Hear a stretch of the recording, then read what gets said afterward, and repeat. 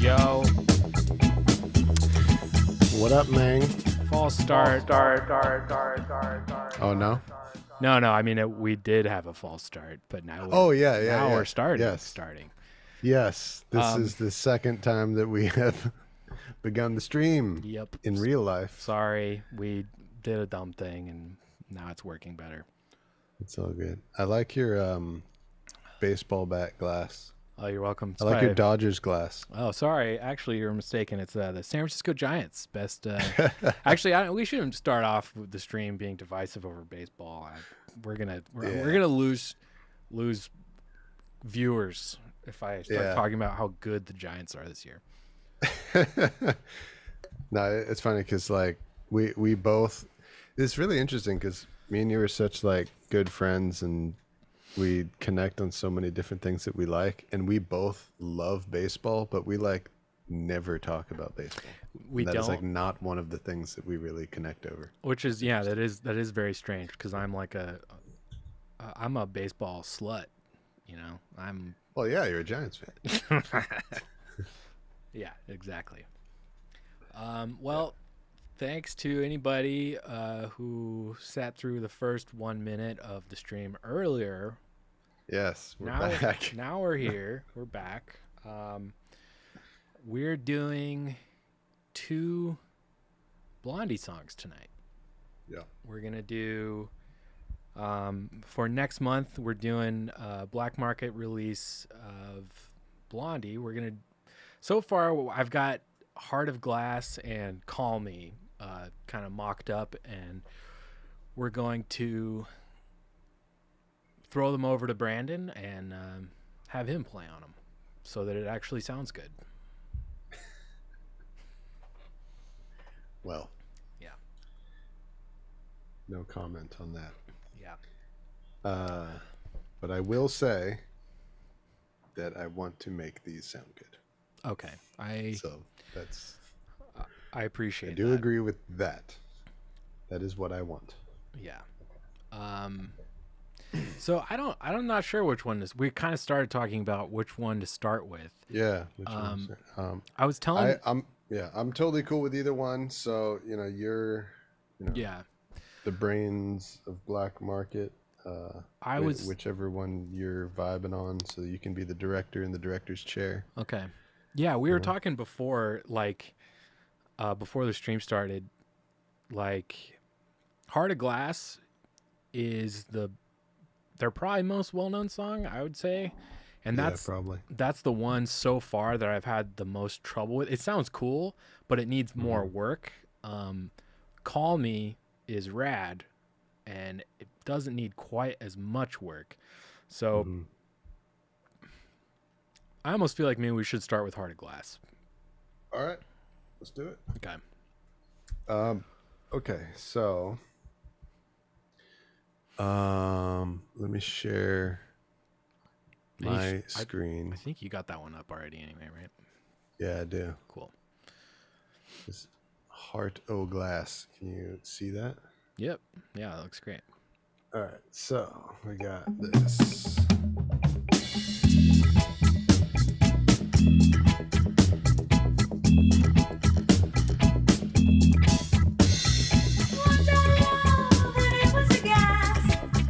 Okay, first of all, I don't know about you, Nate, but the very first thing that I actually need to do to even be able to like catch the groove of this is I need to put spring reverb on this.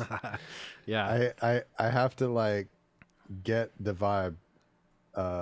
It has to sound very reggae because as of right now, that sounds a bit too dry. Yeah. And clean, and it's really missing like the Rasta like environment, Yeah, I agree. I always wonder if I should send you like like a track of just Spring that I use. Oh no no no! It's Yeah. cool. It's cool. I'm gonna do it with my spring that I have here. So this is.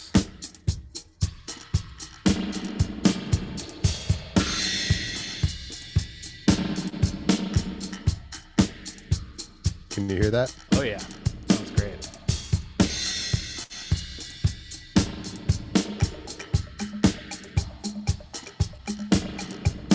Yeah, I got something to say about this electronic percussion loop in here. I have an idea for this that we'll get to later. Cool.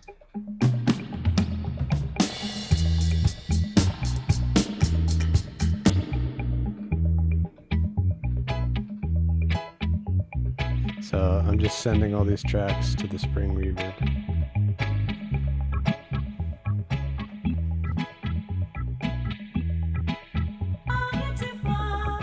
Definitely need it on the vocal. Oh yeah.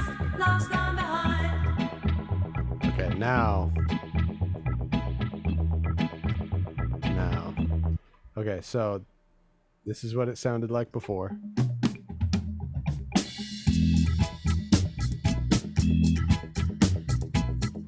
This is what it sounds like now.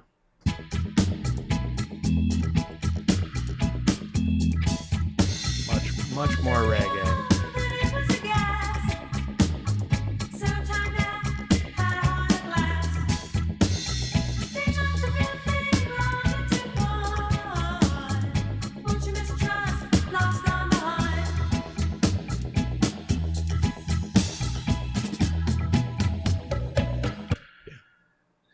Sweet. Okay.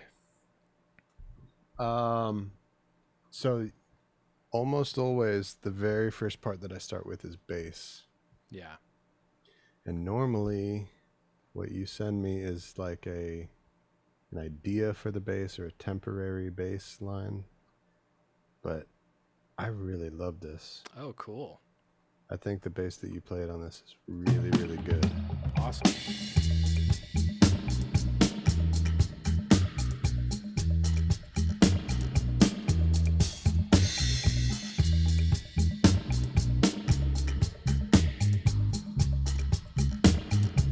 It's really good. Yeah. I think, honestly, if I were to record it, which I can, I would basically just like be doing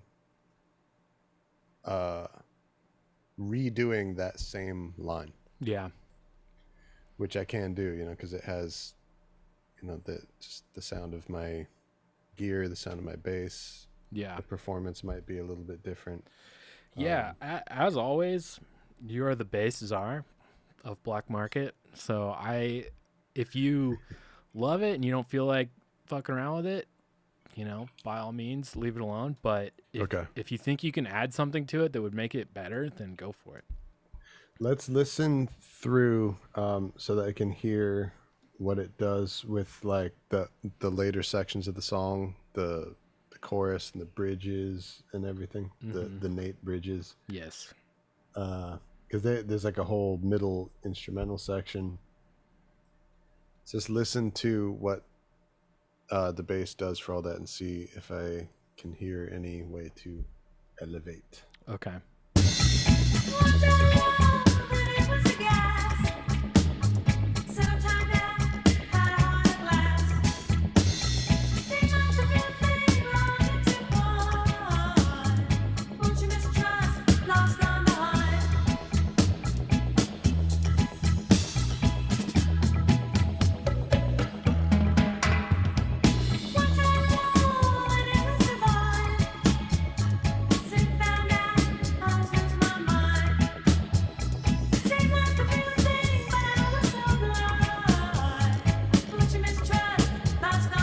Like one thing right there, like when the drum pattern changes, the Yeah. bass line can change with it. Right.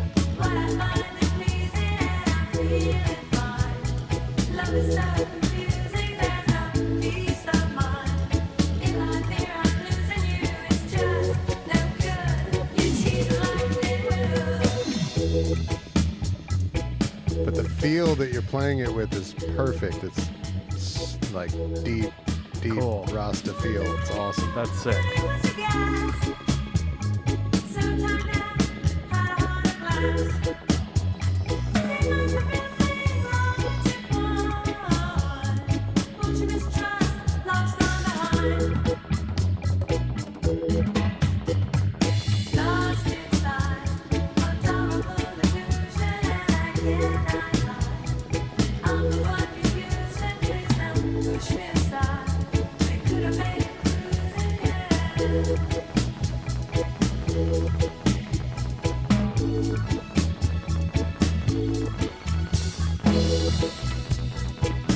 I kept the 7/4 or 7/8 or whatever. Oh the God, fuck. we haven't even talked about that yet. We haven't even talked about that yet. Okay.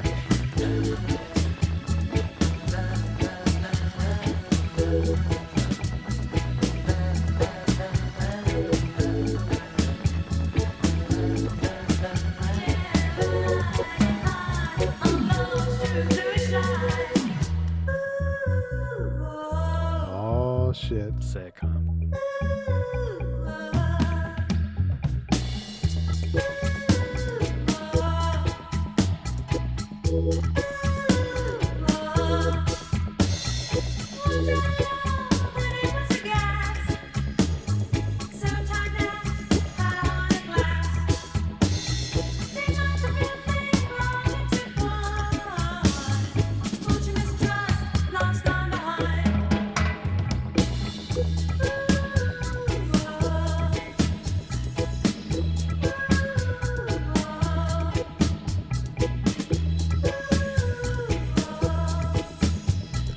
Oh my god. I love this drum pattern so much. Yeah, it's a good one.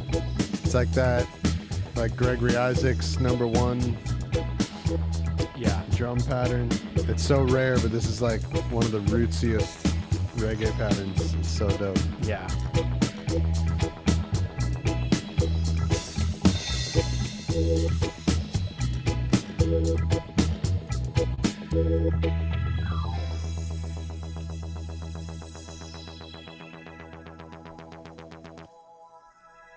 Yeah, that's sick nasty, man. Nice. Okay. So, yeah, in So- terms of bass, this is like just taking it from like 100% to 101%. Like, Hey. if we don't do anything with that bass, it's gonna sound really good and really great. Well, then let's why don't we do everything else and come back to it? And if you feel like adding bass, I mean, there's a lot to do, so it's definitely not the priority then.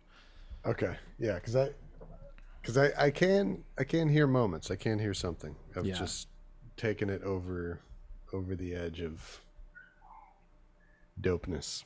Yeah. Okay. First of all, I want to redo the piano. Okay. Cool. Because this is the Nord piano sound, right? Yeah. Yeah. Love you, Nord, but not the best piano sound in the world. Let me look up the chords for the song. Heart of Glass chords. Actually, I guess I could show this. So this is what you do, people. You Google Heart of Glass chords. And you look in here. Are these the right chords? I wonder. Which one did you use? Maybe. What key is that in? E? Is this right? That looks right to me. Yeah. Yeah, that should be good. Sounds right. So we got.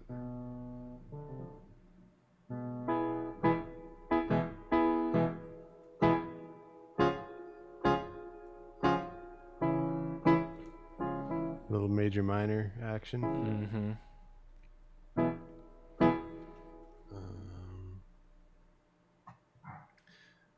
Okay. Let's see. Let me give you the other. Oh, and we here. gotta talk about the time signature change at some point Okay. because I know that probably just jumped in. No, it's all good. I was listening to the original version of the song as I was grocery shopping the other day. So the way Uh huh. I counted it Uh huh. is right on the downbeat of da na na da na na na. Mm-hmm. I think I count it as 1, 2, 3, 4, 5, 6, and then back to 4/4, and I think it does that twice. Okay, so then that'll be it. It's a measure of 4/4, and then a measure of 7/8. Sure. Measure Yeah. 4/4, measure 7/8, or yeah. Yeah. The way I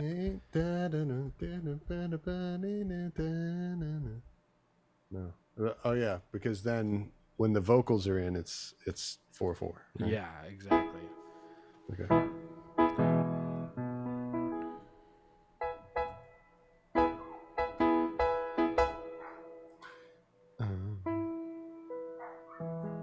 Can you hear my neighbor's dog barking? Yeah. Put them in the track. Man. Dog in the trap.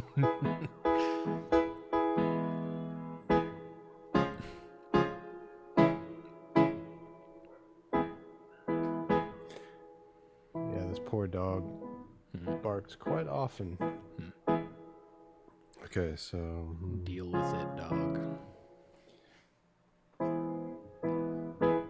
E, and then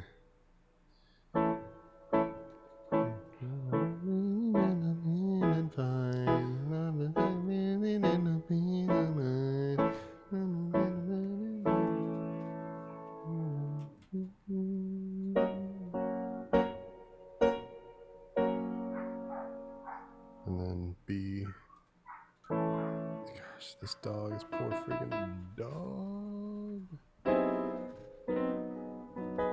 Oh wow, our keyboards clashed there pretty bad.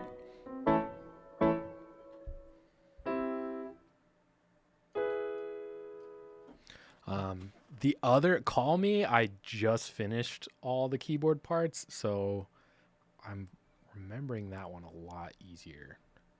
Okay, that's okay. I got it. Let's see.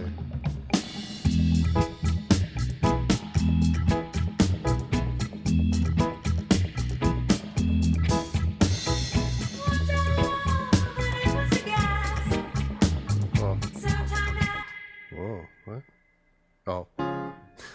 Played D sharp, says C sharp. Ooh. Okay, so.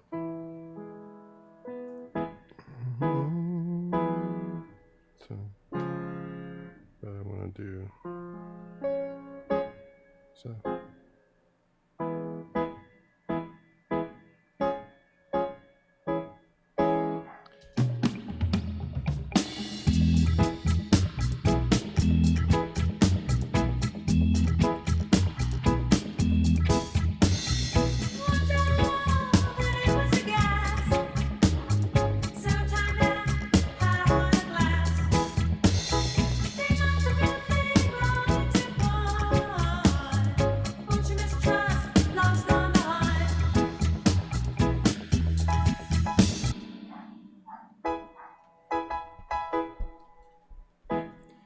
So I'm in between there. Got to find the right inversion sometimes, you know, like. No, totally. That's why I was bringing up feels too low. my keyboard, because if I could remember what I did.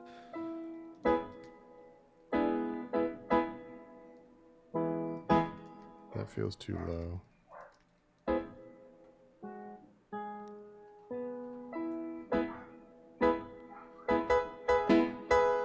That feels right.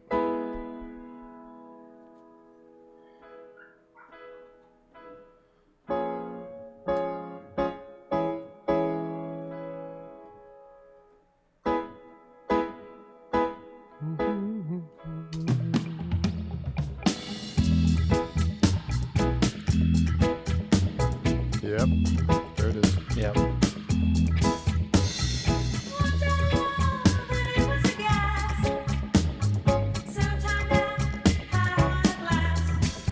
Okay. It's awkward for the fingies. I think the way I did it, I'm just curious what inversion you're doing because I can't tell exactly. I did. Oh, okay. Mhm. Let me put my piano in for you. I did just regular E minor triad or E major triad, and then I just moved the fifth up to C sharp. Oh.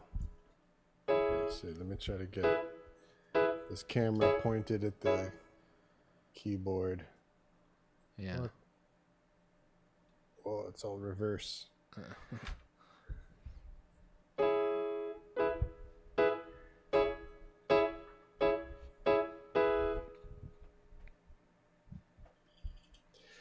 La da da.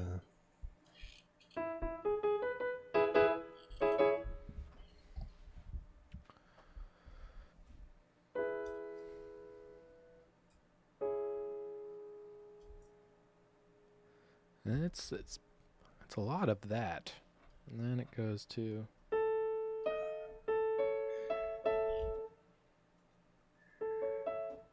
Well, I don't know if I can get a better view. Of the It's keyboard. okay. It's cool. We can just use our earlobes. Oh. Okay, so yeah, so the first time through, yeah, I was doing the regular. So I'm doing, I guess, this first inversion then, right? With the E is on the top now. Yeah, that's what I did. But Oh, that's what you did. I think that's what. Is that what you did too? Yes. Okay, cool. And so you.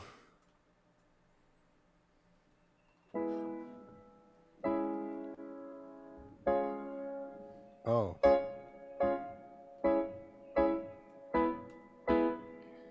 So you're saying.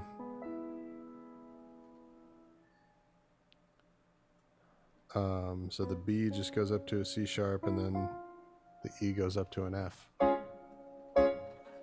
I think, yeah, that's what I believe I did. Oh, that's nice. All right. Let's try that out. Whoops. If I press the space bar and zoom, it doesn't start the music.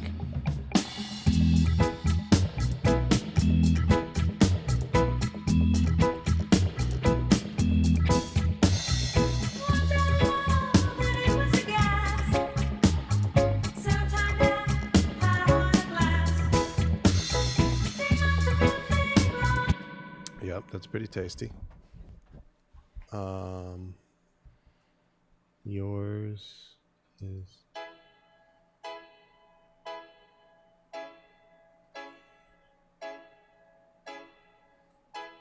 nice. Okay. So I'm gonna show you this. Okay. And actually, whoops.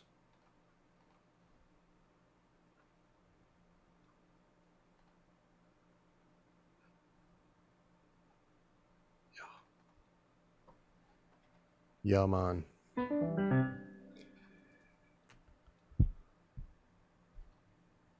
Create the track. Sorry, I've like in the background. I don't know if you noticed, but like I thought Flux had automatically turned on, so my entire screen just started turning bright red. But it wasn't even Flux. I guess now my computer has its own version of Flux, so I was like in the background trying to be like, what the fuck? Why? Stop. What the dude. flux? Yeah, what the Flux? All right, ready to focus. Flux has fucked off.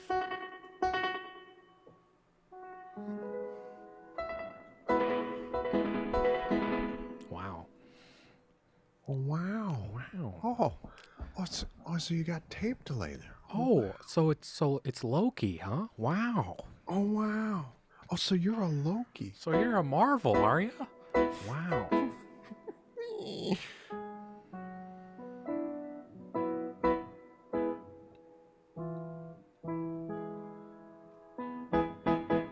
Nice. You got your bass player piano skills here. Hey, more than I can say, man. Dude, I'm yeah. Say what all of you real keyboard players say what you want about my skills. I am super happy about this because during the pandemic, I got way better at this than I used to be, man. Even these basic skills, I am like tripped out that I'm able to do this Yeah. after Yeah. like 15 years of not being able to do that. Wow. I can say the same thing, man. Honestly. Really? Yeah. I mean, I didn't really start trying to play piano again, like earnestly, until you and me started living together, which was like 5 years ago now. But ever since then, I like, even when I know you're gonna replace my stuff, I like figure out how to play all the parts just because it's good practice and it helps me Oh wow! get Oh better. wow! I didn't even mean to do that one. And same with the bass parts. So I'm always stoked when you actually want to use my bass stuff. But I never go into it expecting you to use it. But that makes it even better. Like when you do decide you like it or it's good enough to use, I'm like, fuck yeah, I got a B+ on the exam. on the bass exam this week. Yeah. Okay. Let's do a piano part. So I haven't even learned the other sections. I'm just going to go through and just play the verses. I'm going to do it section by section. Just do it old school style. Cool. That's smart. Well, and by old school style, I mean new school style.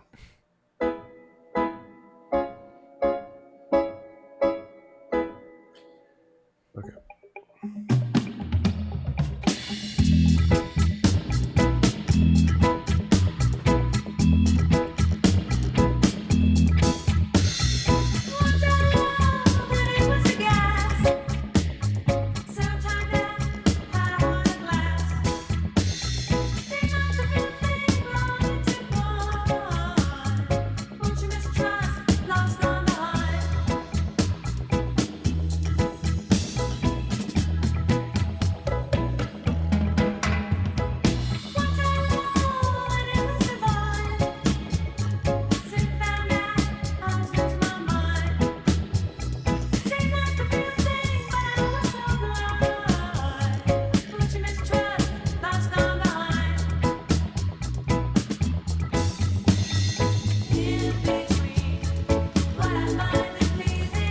So that goes into the other thing.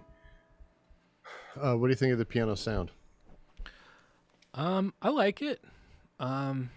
It's a little dark sounding to me. Okay.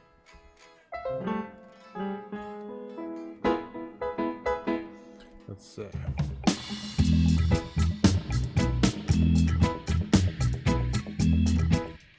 Yeah, because I want it to be very percussive. I want it to slip hard. So this is the piano I'm using. Let's try this other. What kind of piano is it? Is it a grand, upright? No, it's an what? upright. So Okay. it's this this instrument in reason here that's called radical piano. Oh wow. Wow. Yeah. So this is like a little custom preset that I got that I made for an upright piano. Cool.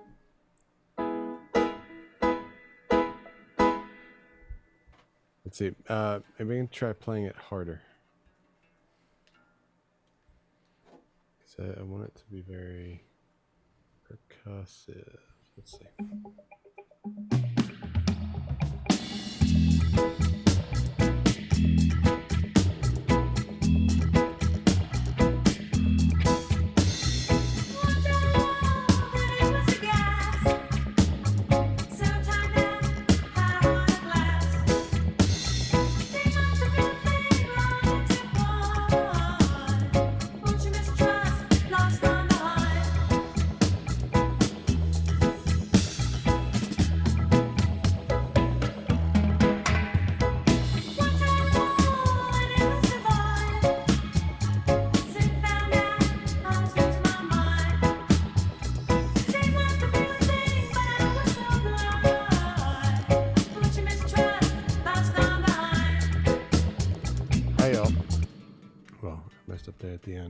and this middle section is long.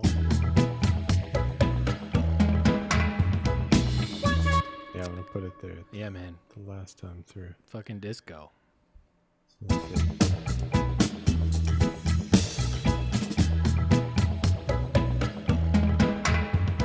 Alright, so it's full 4 times through. So sounds still a little bit too dork, eh? Play it again. Alright, let's see. Let me brighten it up on the old console because I can do that now. I love it. I'm so glad you got that set up. That's sick. And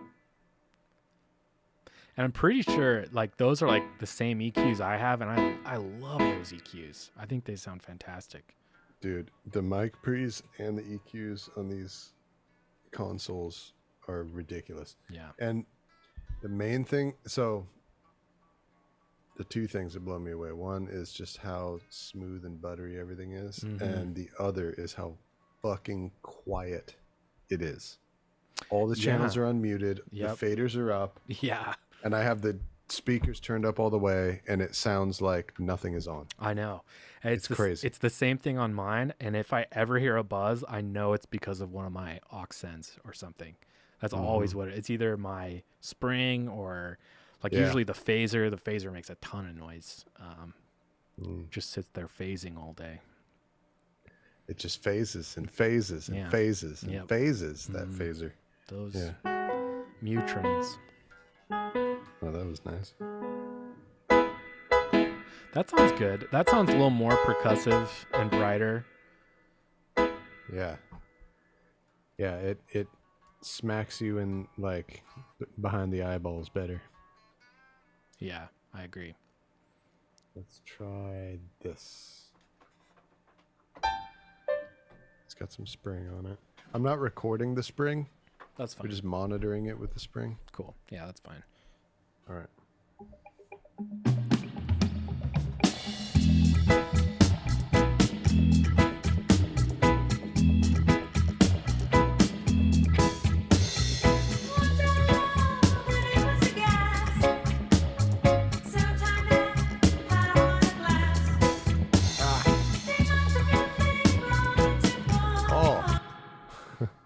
I just realized too. What?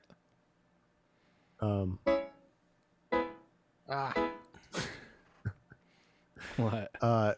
Since I have all my inputs going in into this mixer, when I'm recording piano, it's recording my microphone too. Oh. So when I was like, fuck, like Maybe this is the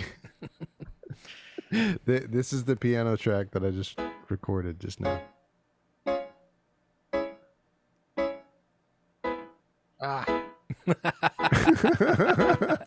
That's awesome. Well, I guess you could just mute the mic while you play, or you could put like a gate on your track. I don't know. Yeah, I think I gotta just mute the mic. Or just shut the fuck up. Do we have people hanging out with us in the Zoom? Not yet. Not yet. Okay. The stream was a little choppy the first 10-15 minutes, and it's a lot better now. So maybe people will start coming in. Okay. So here, I'm just gonna kind of get lost in this for a bit. Okay. Mute my mic. Good call. But yeah, like I'm just gonna get into it and just start working and tell me whatever you hear. Okay. Get in there with feedback that you got. Cool. Okay.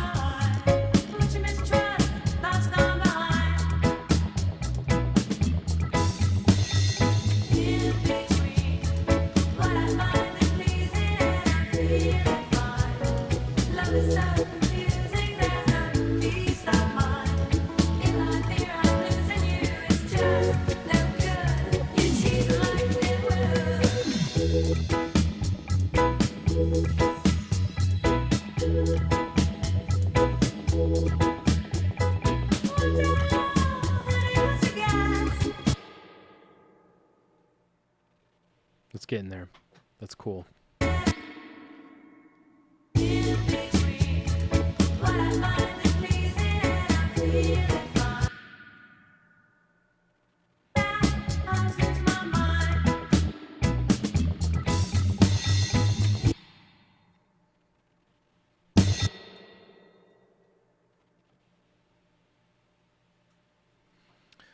Oh, we've got somebody in the chat, Roots in Furia.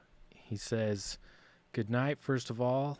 I'm a big fan of your work. I'm a producer in Brazil. I live in a city that's known as the Brazilian Jamaica."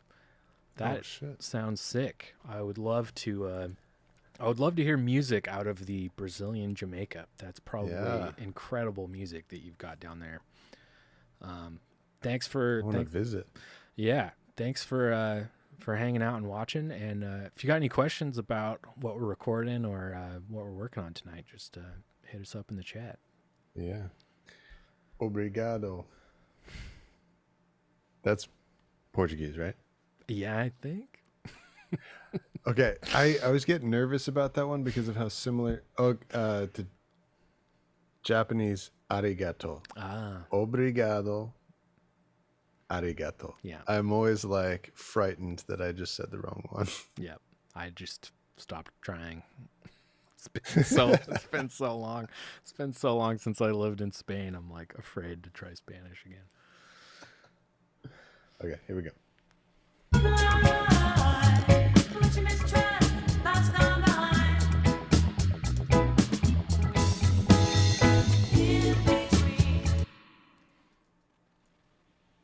Wait. What? You know what? I'm not even gonna stick to the plan, Brandon. Yeah, please. Okay, Brandon.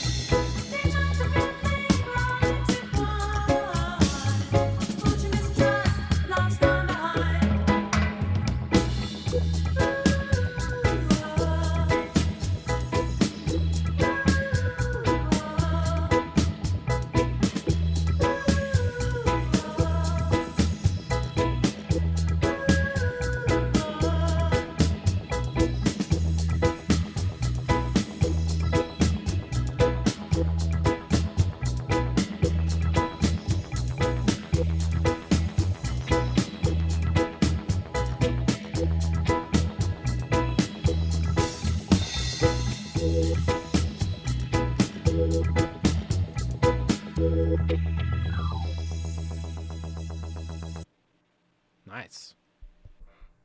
Rastafarianism. Whoa. Hey, people. All right. All right, everybody, chill out. Everybody, relax. Calm down. I realize my laugh is I'm slowly developing a Polly Walnuts laugh. Oh shit! You like, Yeah. And then I you said, know what I said? I John. said I was just developing a Polly Walnuts laugh. Did you hear? I just said I'm developing a Polly Walnuts laugh. Oh man, yeah, it's too good. Okay. So this section is motherfucking no. There we go. You can fucking take it and shove it, yeah.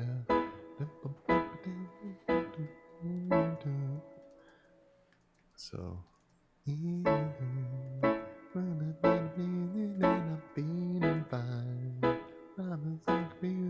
No piece of fucking mind. Okay.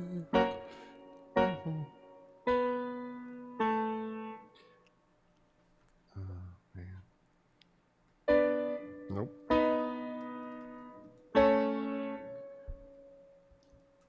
Rehearsal.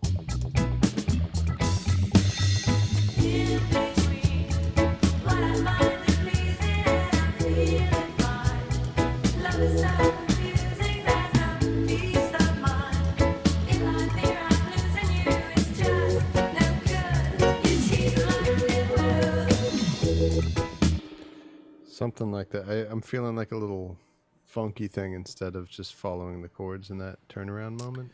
Yeah. I don't know why. It just feels like what would be played, you know? Yeah. Like whenever I'm tracking this piano, because like I went through so much trouble to get this like believable sounding upright. Yeah. I really want it to sound like there are mics on an actual upright piano. It does sound remarkably close to that. It does. It's not exact. Like if there were really mics on an upright piano, there would be much more little details to it. But it's pretty friggin' close. Yeah. And every time that I've played one of these actual pianos in real life, it's like it's along the wall in the big room, Totally. the big live room of the studio. Mm-hmm. There's like blankets around and shit. And if you're in a session and you're recording like a reggae song and you're playing the upright, you know, you're facing the wall. What do you The mic? drummers behind you and shit. What's your Sorry, go microphone? ahead. What's your microphone's a choice for this? I'm thinking pair of small diaphragm condensers. Yeah, exactly. That's kind of what I would Exactly. think to do. But I've seen people do like I know Wallace was big on like contact mics and stuff like that. We did stuff like that at Rockwell. Yeah, well, it depends on what other sound sources are in the room, if there are any. Totally. Because if you're recording this upright piano and there's no other sound source in the room, then your options of how you mic it become much broader. Right. Straight overdub condensers all day. Well, I actually go 4 microphones I remember this recording it in isolation. I remember this because when we tracked Patrick's upright piano at Center Staging, you did. I remember you did 4 microphones. What project was that for? That was for Nigel's stuff. Oh, okay. Yeah. So how did I mic it? So two. So basically, it's stereo near and stereo far is the idea. That's what it was. Yeah, yeah. You had like, I definitely mics we had to like tape on the inside, and I want to say there was some kind of contact mic, and then we had more of just a straight match pair of like small diaphragm condensers, like the Shure SM81s maybe or something like that.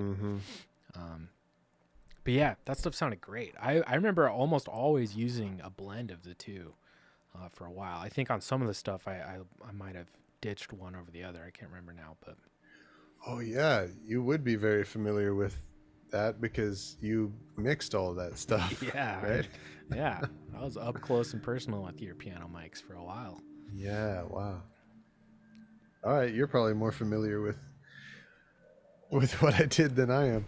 But I mean, I don't remember the exact microphone selection, but I know that if if it's the instrument in isolation, then the idea is stereo near, stereo far. Ah, I see. Yeah, Yeah, yeah.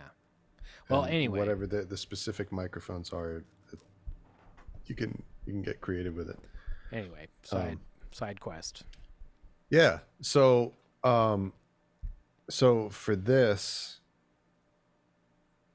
when I'm recording piano on these songs, on your songs, and everybody else's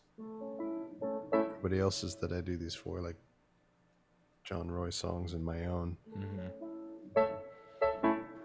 I'm trying to imagine if I'm actually there at the upright piano in this session and we're taking it live and the vocalist is over there. I'm used to it being Joanne, but in this case it's Debbie Harry Close. and the drummers behind me and everything. In those sessions, like, because you're there in that situation, it affects what you play. Yes. Even Mm-hmm. so, even though the chords in this moment go, B to A, if because we want this to sound like it's like a live session. Mm-hmm. And a lot of times in these types of sessions, there's less amount of rehearsal that you get. So I feel like I would actually end up playing or something where I just approximate that one turnaround part, which I would have had less time to learn and get my fingers around. Mm. Yeah. And if we're taking take after take after take after take, I have to figure out what am I going to do whenever that moment of that song comes? Mm-hmm. And I wouldn't have had time to actually see. Even right now, this is why I want to do it, because of how much harder it is than the rest of the song for me to learn. Totally.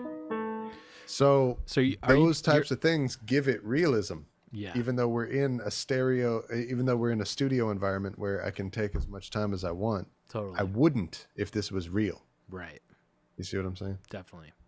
Yeah. So you're talking about the turnaround where the bass kind of does that ascending walk up to the chorus. This is when it goes from the chorus back into the verse. Gotcha. Okay. Yeah. So, I'm gonna try something like that, and tell me what you think. Okay. Because the option of just straight up playing the chords is always there, and it might be the right thing to do. Yeah. But I think that this is a moment where not going that route might give it a bit of authenticity. Yeah. Okay. Let's try it.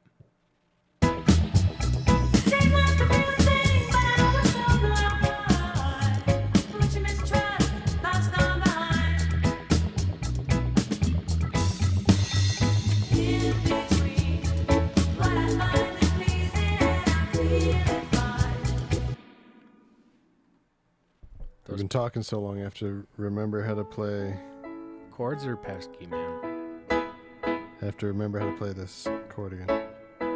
First inversion of E. It's I don't know if you find this too. It's 10 times harder when you're playing it with both hands also. Oh yeah. Yeah, If it's only the right hand, it's way easier. Years ago, I used to track right and left hands separately because I sucked. It was so hard for me.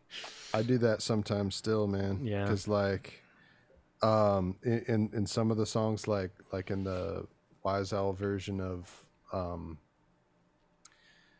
of We Are One and Totally. the Working Hour and everything.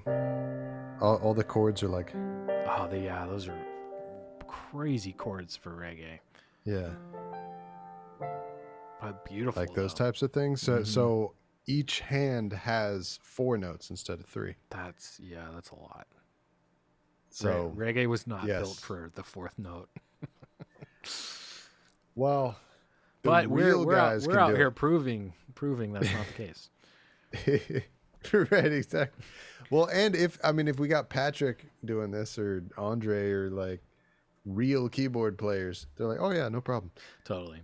Real reggae keyboard players can do it. You know what broke that myth for me that like reggae is all just like major minor chords, triads, whatever, was What? God, there's a Bob Marley song off Exodus where he plays major 7 chords like the whole time, and I was just like, Yeah. it's a major 7th chord. Like you can't Yes. play that as a triad or something. It's not going to come across. Like you have to play it like the chord. Yes. And it sounds amazing, and it's Bob Marley doing it. Yes. Like Yes. so if there is anyone better to like strike down this myth that like reggae has to be like simple caveman chords, like it's just not true. It is just not true. Exactly. Yeah, man. And it's never been true since day one. I think that is the biggest misconception about reggae music is that it's simple Yep. and or easy to play. Yep. And the truth is that it is easy to play a weak approximation of reggae. Yeah. And at least, you know, in North America, that's really common. And the majority of the time that you hear music that is reggae, you're hearing a weak approximation. You're not hearing the real thing. Yeah. And it's easy it's easy for, you know, musicians or anybody, you know, who listen to reggae and are like, oh, I can play up strokes, major chords, whatever they think it is. But it's not just being able to play it. It's all like you'll hear us almost the whole time we do these, we're talking about feel. And that's something that like you can't just learn in 2 seconds. Like you have to really like immerse yourself in this music. Yeah, exactly. It takes years. I mean, for me, it's probably 4 or 5 years of playing it before it got to the point where I was like, oh, Yeah. okay. And like finding myself able to even notice differences that are in the old recordings, that like for the first few years, I couldn't even hear that those like distinctions in the groove of like what the Wailers are playing on those records. Like I couldn't even tell that they were doing something special, you know? Hey, side note, can we do a quick OBS stream settings check on your end? Sure. Go to preferences, settings, go to output, and what's your video bit rate at?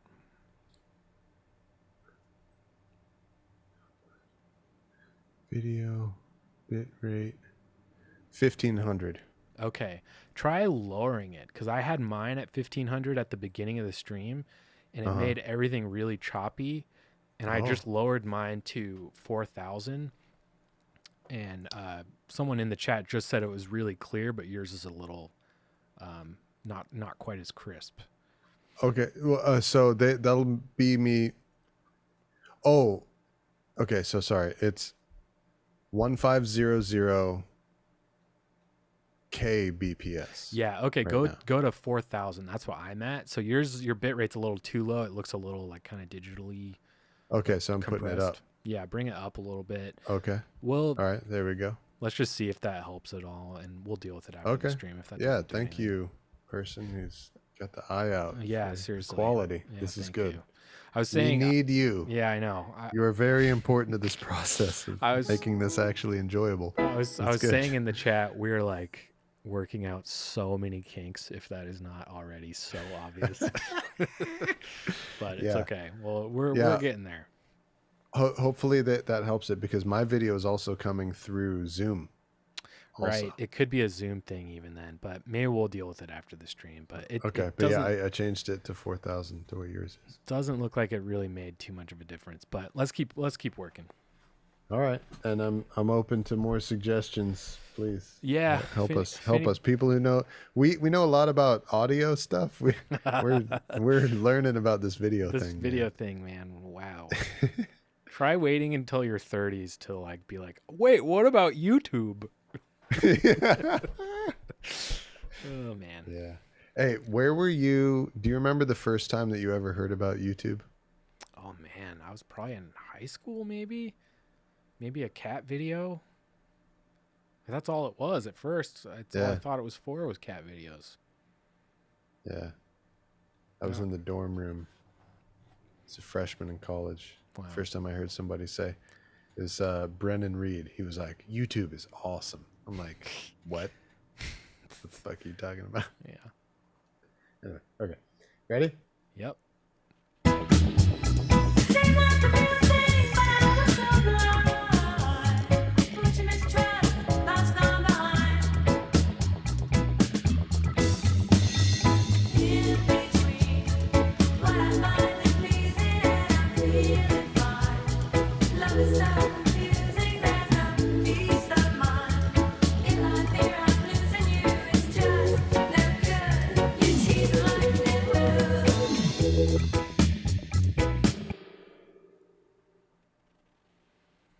I'm not convinced that specifically is the move.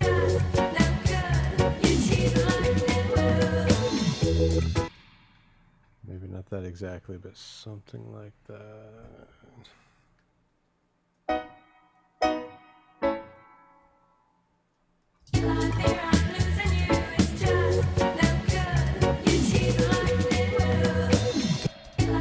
Oh, it doesn't go back to A. Or does it?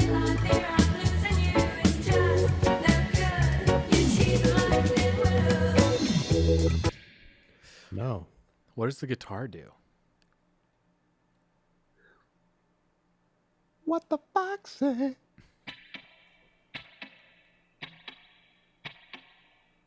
Oh yeah. So it sounds like Stays on B. All right, that's way easier. Yeah.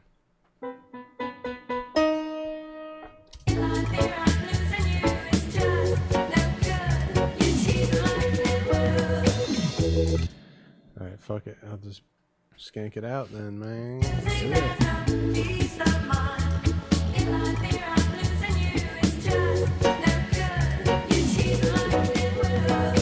Nope. So.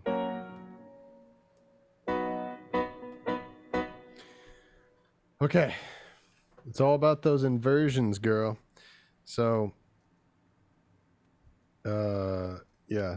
This, I actually don't know how true what I'm about to say is for other styles of music. Because it's like when people say, hey, Brandon, what instruments do you play? It's like, well, I play guitar and bass. But in reggae, I also play keyboards and drums. And but if it's not that style of music, I don't play those. Same. I literally had that exact thought the other day. I was like, if you want me to play a skank on a piano and you give me 48 hours, I can probably figure out any song you have. But if you need it like right now and it's a different style of music, you're shit out of luck. Yeah, no. Call someone else. Exactly. You need to get somebody else. But the thing about reggae is like these inversions that I'm doing for these chords, they have all of the notes, the way that you phrase the chords, they have to be in the lowest note and the highest note that you ever use needs to actually be inside of a range that is shorter than 1 octave. Yes. It took me so long to start doing that. I can honestly say probably until this past year is when I've started to really like think of every single chord as like what inversion of it am I going to do to keep it so that my hands move physically move as little as possible. Exactly. And that's the sound. Yeah. Like because I mean, for a lot of years, like a lot of the early like penny reel things, and it wasn't until I did the Wise Hell EP that I actually started doing this. Mm-hmm. And it's just like a revelation. Like every once in a while in your career, you have this thing where you put in some new rule or some new thing that you're doing in how you play things, and it's just like a revelation. It's like, oh my god, that's the sound. Yeah. That like you just discovered how everybody that you're trying to emulate has been doing it all these years. Mm-hmm. It's like, oh my gosh, that's how they do it. This is a big one of those things. Oh my gosh, these inversions, that's how they do it. That's how they sound like that. Or actually, it's more like, that's why my stuff has never sounded right. Right. That's actually more That's what it feels like. been the case for me, is like, oh, that's what I've been doing wrong. Exactly. Oh, Exactly. Yeah. Yes. Okay, so okay, I'm going to play the B chord.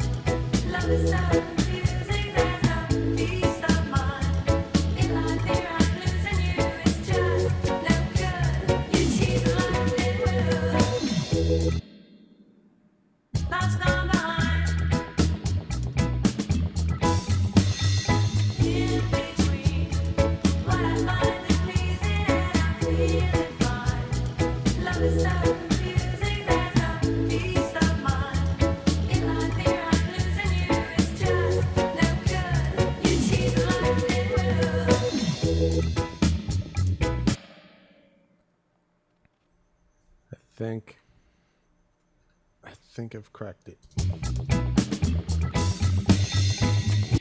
Whoops, hang on. We've got a question in the chat as soon as you're ready, but we can keep working until you're ready to stop. Sounds like you're close to nailing it. Pretty darn close. Wow. Wait. That dog. Wait. Is Okay, there. Okay. Yeah, do Ja it. Yeah. Rastafarianism. Rastafarianism. Yeah.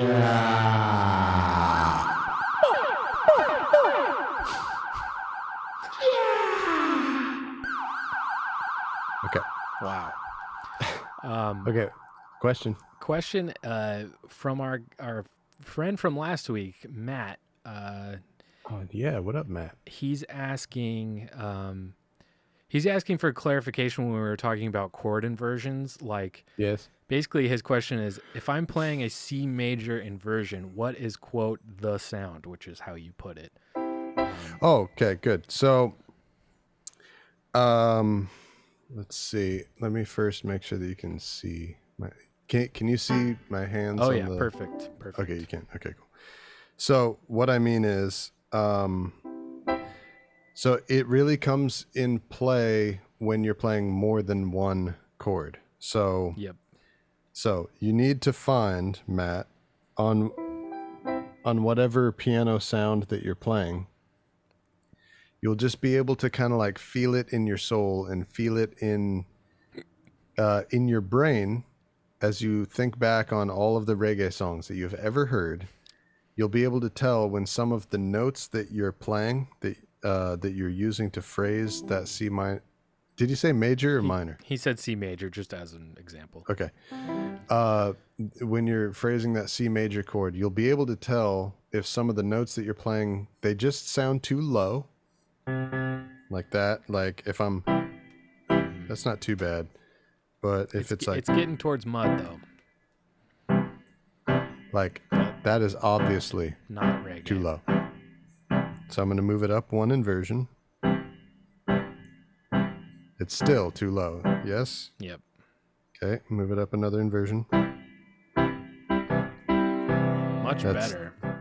It's better, but it's more of an that's octave. too low. More of an octave problem now. Yeah, exactly. So move it up another. I still think that's too low. So basically, you do that until you arrive at that sounds like reggae. That sounds like Jamaica. Exactly. And if you go too high, you know, you're like, yeah, it's a little too tinny sounding. Too tinny. That's too much. Yeah. So right here. So at this stage, all that you're using is like you're just trusting your gut and your experience based on the quote unquote sound that you know from the reggae music that you like and that you've listened to. Yeah. So for this one, I have a G on the bottom and the C and the E higher. So now if all the rest of your chords for the whole rest of the song, you got to invert them and use inversions where you stay within these bounds. Or if like, so like if you're going to do C to F,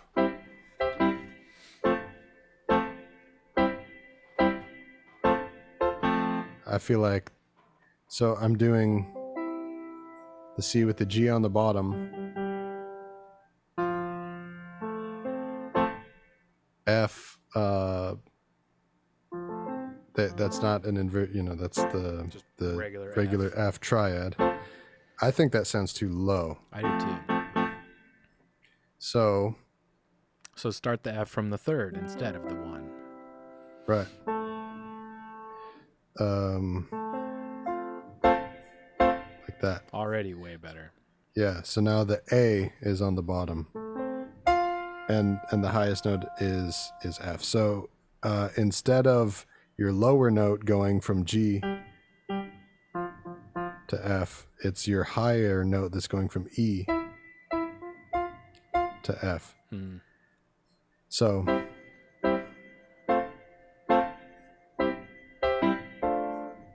whoops. Ooh, that was kind of sexy.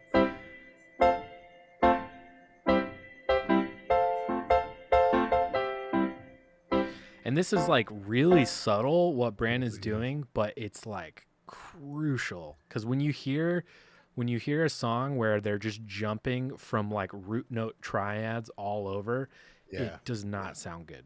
And it sounds amateur.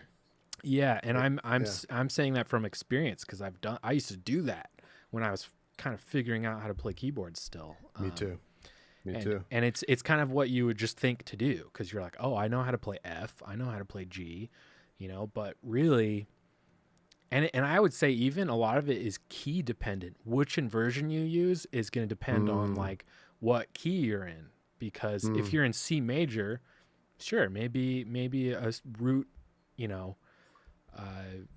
root note triad standard C major chord sounds really good. But if you're in like, you know, I don't know, if you're in another key where C major is a chord option for you, C major regular C major triad might be way too big of a jump, you know, to go from wherever you are. Like, so it might just make more sense to start the C major from the third or the fifth or whatever. And, you know, you just have to figure that out in whatever key you're in. Yeah. Yeah, exactly. And it's like, yeah, I mean, in the beginning, yeah, the only way that I knew how to play a C was the C triad, and the only way I knew how to play an F was the F triad. Yeah. And so I did that with every song, but until you learn about this, you don't really, you're not even able to know how come yours doesn't sound as good as theirs does. Totally, because it says when you listen to it, you're like, that's a C, that's a F. Why does mine But sound like a child is playing it and theirs sounds like awesome reggae musicians? so I mean, let's just hear them put next to each other. So this is just the regular C to F.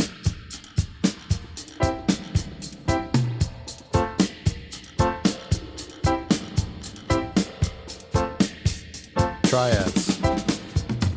I mean, It's not bad. it's like, yeah, there's nothing wrong with it. It's C to F, Yeah, it's the chords. but this is the other way.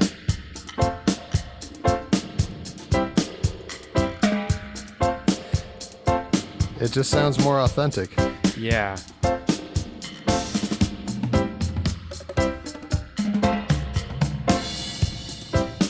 Yeah. So yeah, like Nate said, it's a small detail, especially when it's something that is relatively low in the mix and is one of actually. So like in reggae, you have a guitar playing that, and probably also an organ that is also playing those chords in the same rhythmic moment. So like, not only is it relatively low in the mix, it's not even the only instrument that is covering that role in that moment, but those are the details that make it what was the phrase that we were using? The sound, the right sound. Yeah, the sound. The sound or not. Yeah, it's all in the details. That the difference between the sound and not are small things. They're not big things. Mm-hmm. Yeah. Lots of thanks and praise from Matt. Mind blowing. He says he sucks at keys, but he wants to think about how to apply this to bass, where it's mostly chord tones. Which, yeah, I've done this. I've even done this with guitar. You know, you do inversions on guitar too, and it's the same. It's the same thing. Yes. Yeah. Nate, you're way better at that than I am. I'm learning this concept for. I'm bringing it to guitar because I learned it on keys. But yeah, Nate, you're studied. You like went to school for you're a much better guitar player than I am. I tried to study. But you what? I tried to study. Oh yeah. But they were just speaking Spanish to you and you couldn't understand. And you were like, arigato. Yeah, exactly. Yeah. And they were like, leave. But yeah, so for bass, okay, I don't know. We'll get to the bass lessons when we're playing bass. It's hard to say because it is different, and especially if you're talking about specifically in reggae and in Jamaican stuff. Yeah, we'll have to get to that, and that's hard to talk about and hard to demonstrate unless that is what we're playing and recording. Totally. But we will get there. Keep hanging out with us in the streams, dog. Yes. And we will get there for sure. Yes, we will. Good question. Okay. Thanks, man. And Yeah, anybody else, really if good question. you got any other questions in the chat, just let us know. We're happy to talk while we work. Yes. And thank you for that question. And this calls for a moment to indeed thanks and praise to Jah Rastafarianisms. Good question. Jah provide. Good question. Jah. Rastafarianism. Yeah. But seriously, Jah provide. So Yes. Thank you. let's do it. All right. Back to So Blondie. now we're on to this like 7 count part. Let's see what we got.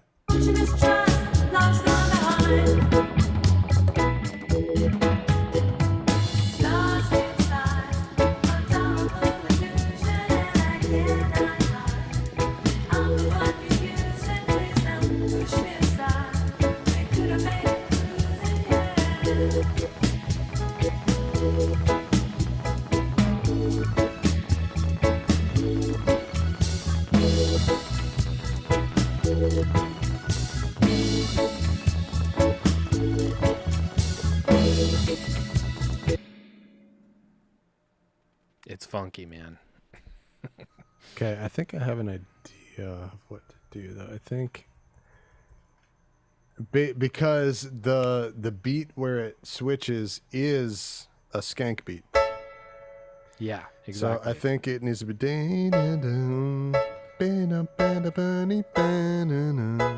you know.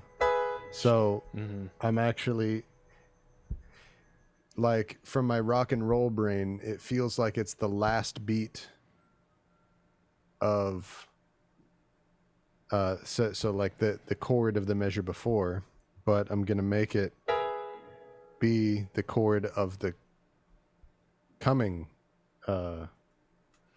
measure. Listen to what I played just for reference, just in case that informs what you do, because the guitar does the same thing that I do in the piano. So I don't know, maybe that will. Let's check it out.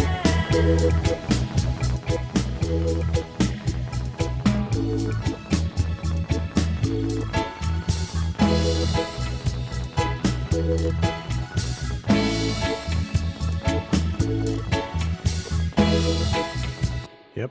Is that kind of what you're thinking to do? Exactly. Okay, cool.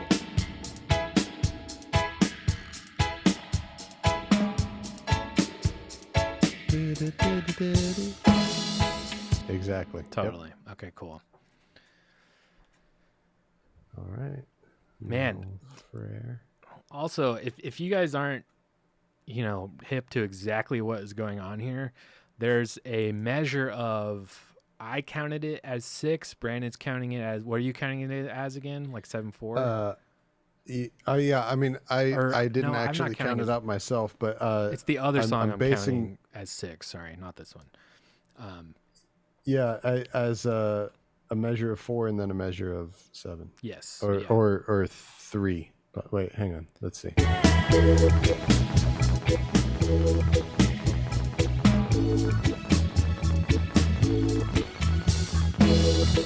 Yeah, it's 7.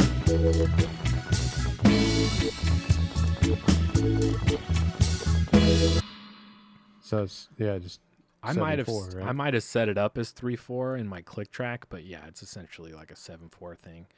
But that's a whole nother can of worms that is not allowed in reggae, and it happens again in the next song we're working on. And it's in a different time signature in the second song. Yeah. Anything other than 4/4 really doesn't exist in the traditional reggae. But listening to that, like, it's sick. It works. And they wrote, the thing I love about it is Blondie, they wrote the song around doing that. And you'll hear that again in Call Me. It's like the part wouldn't be what it is unless they did that. It's almost like they let the lyrics or like the melody like inform the time signature change. And it's really fucking cool. And it's not something I would think to do intuitively. It's a really cool way of just throwing in an odd time signature in the middle of a song. Is like so cool, and it was really popular in like pop arranging, back in the day. Yeah. Not so much anymore. Yeah, I'm trying to think of a modern example of somebody really messing with time. Not where they just throw it in. Like there's plenty of like Tool songs in Soundgarden where they do it like the whole time. But I mean like But I mean Blondie is hardly Tool, No, Blondie, yeah, totally. Yeah, kind of a weird example. But you know what I mean? Like there's bands that play in odd time signatures like the whole time. But in the 80s and 70s, like they would just throw in a measure of some strange time signature in the middle of a 4/4 song. And it was really cool. It was just a really cool writing technique that you don't really hear anymore. Yeah, I mean, at that time, a lot of those songwriters were like coming from, or at least had some background in like musical theater and like other, or like orchestral arranging or like film work, right? Where those types of techniques are something that you learn in school. Yeah. Anyway. Okay, here we go. Let's try this.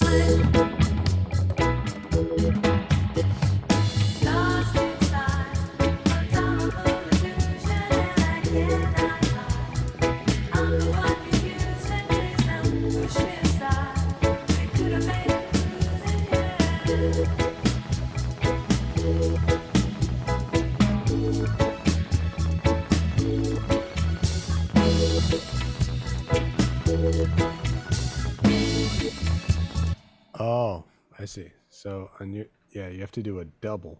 Yeah. You're doing like a. You kind of do those like hits.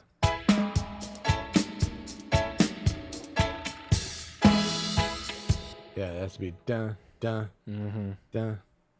Okay. I do like the little. Yeah. The little flea flow. Do you like that flea flow, Nate? I love it. The flea flow. That's part of the part that you're changing about what I played that I really like the most, actually. Is the flea flow? Oh yeah, I love the flea flow, man.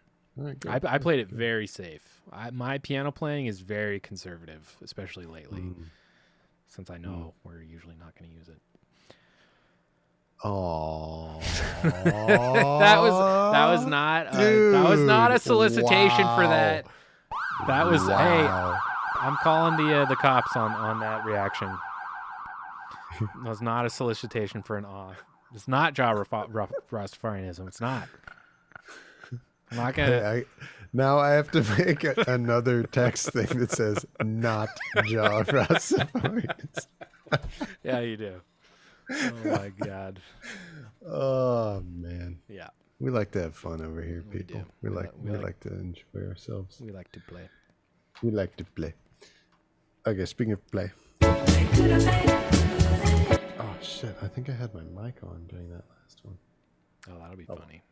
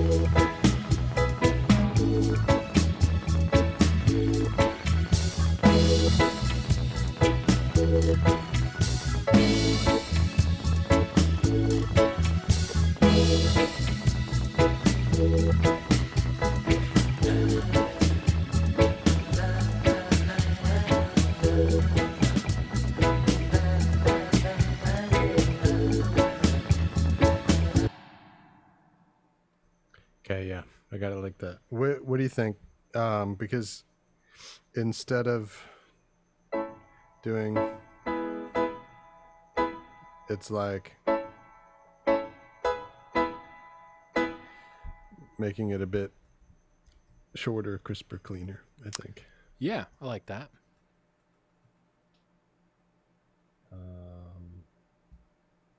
Let's try it.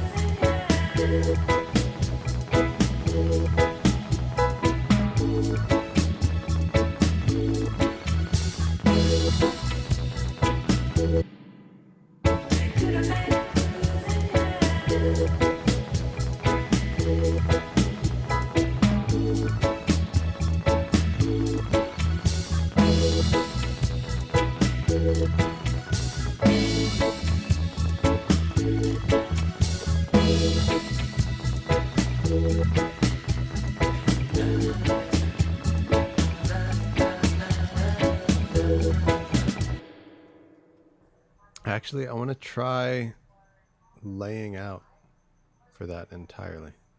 Okay. For that moment. Let me see what it sounds Yeah, that could be cool.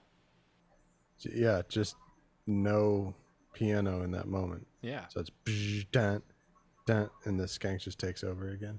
Yeah. Let's try it.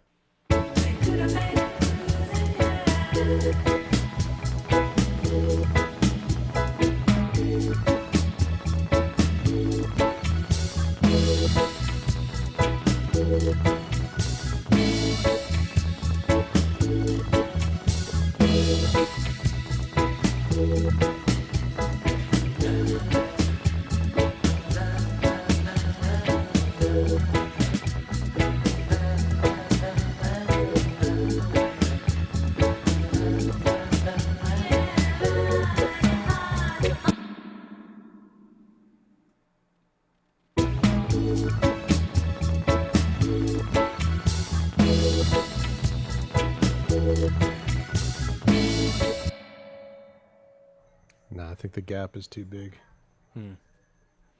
What were you gonna do? You're kind of gonna do,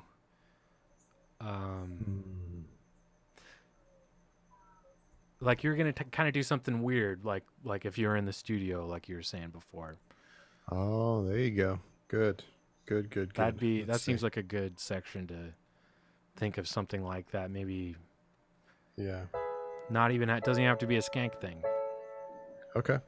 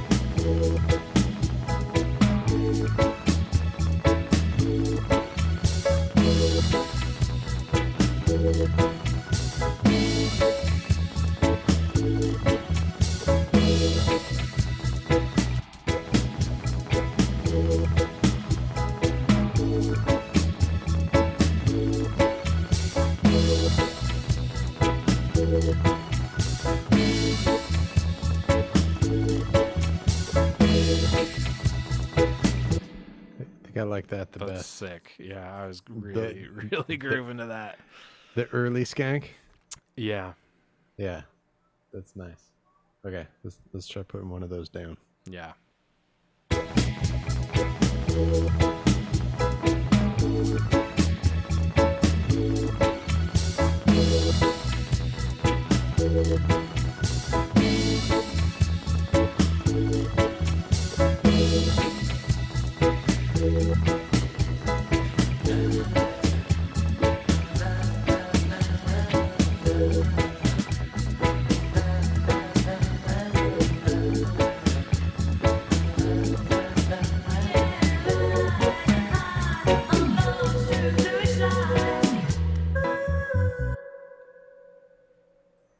Yeah, Yep. yeah. It's kind of cool how it works too, because it's like the It plays off the organ part really well. good. That's my Hang on. favorite thing about it. This is It's Yeah, sick. it does.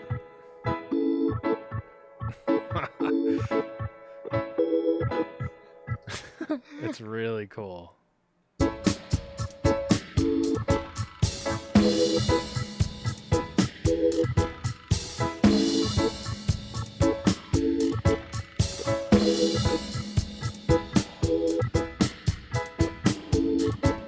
Yeah. Yeah, love it. It You know what emphasizes the else? organ right there, and I think that's sick because the organ's the cool sounding thing when you do that hit. Yes. Yes. Yeah, right. It opens it up and leaves a space for the organ to play. Yep. Okay, I gotta get the F sharp and B chords here.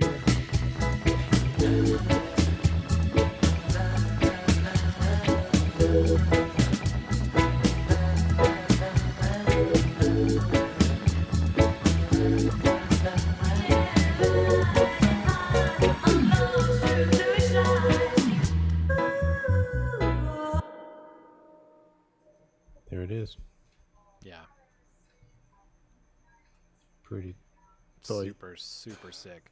What do you think about that part where she starts singing? Do you think it should just be voice bass, or do you think adding a skank or something right there would be cool? Dude, it sounds so amazing when it goes just voice bass. I agree. But Yeah. I think that we should track instruments there so that they exist for dub. Yeah. Um, but yeah, if it's in, it's not. If it is with like way dubbed out, Mm-hmm. it sounds good. I mean, the main effect is that the drums go away. Yeah. That's the main impact. But Yeah.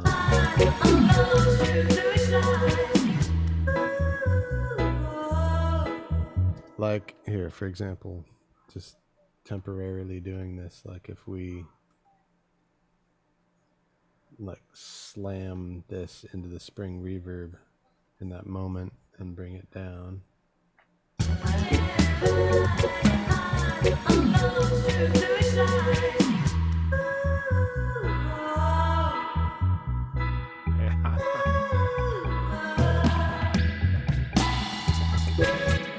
Yeah. It's like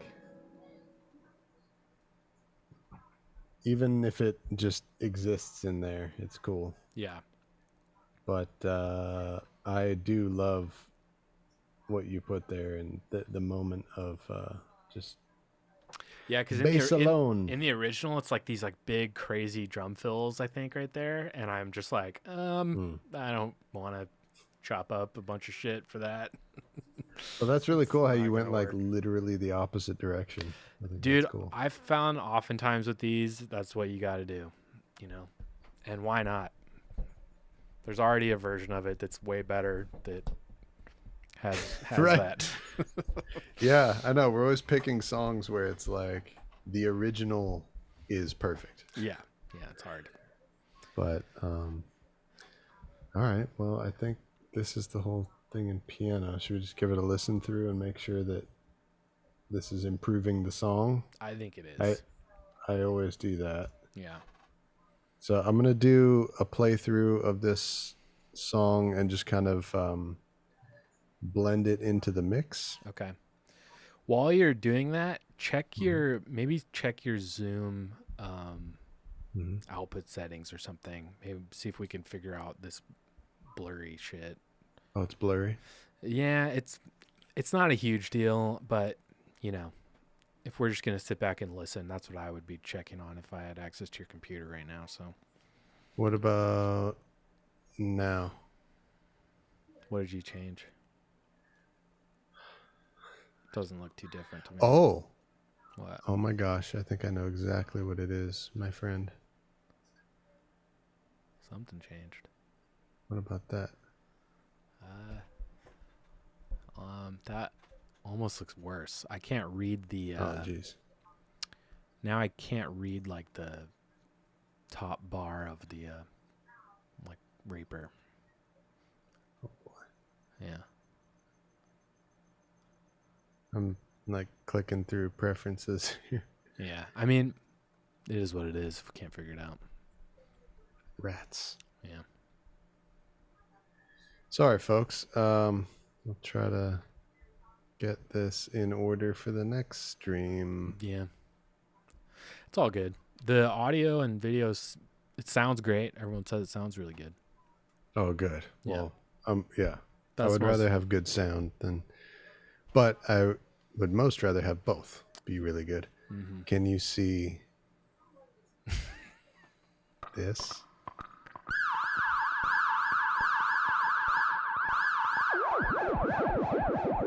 Oh yeah. Nice. Yeah, but I think it is just because it comes through Zoom and it's a Yeah. poopy shit, probably. Yeah. We'll figure it out after the stream. Okay, let's we're gonna do a listen through with our new piano and see how well it blends into the vibe of the song. So now we're changing our ears from listening to like super detailed level, and we're letting ourselves sit back in the chair, change your posture, and just change your like whole headspace. And now we're like critically listening. Yeah, and we're seeing if this makes us want to move, makes us want to dance, type of thing. Yeah. Yeah. All right. Oh, so far so good. All right.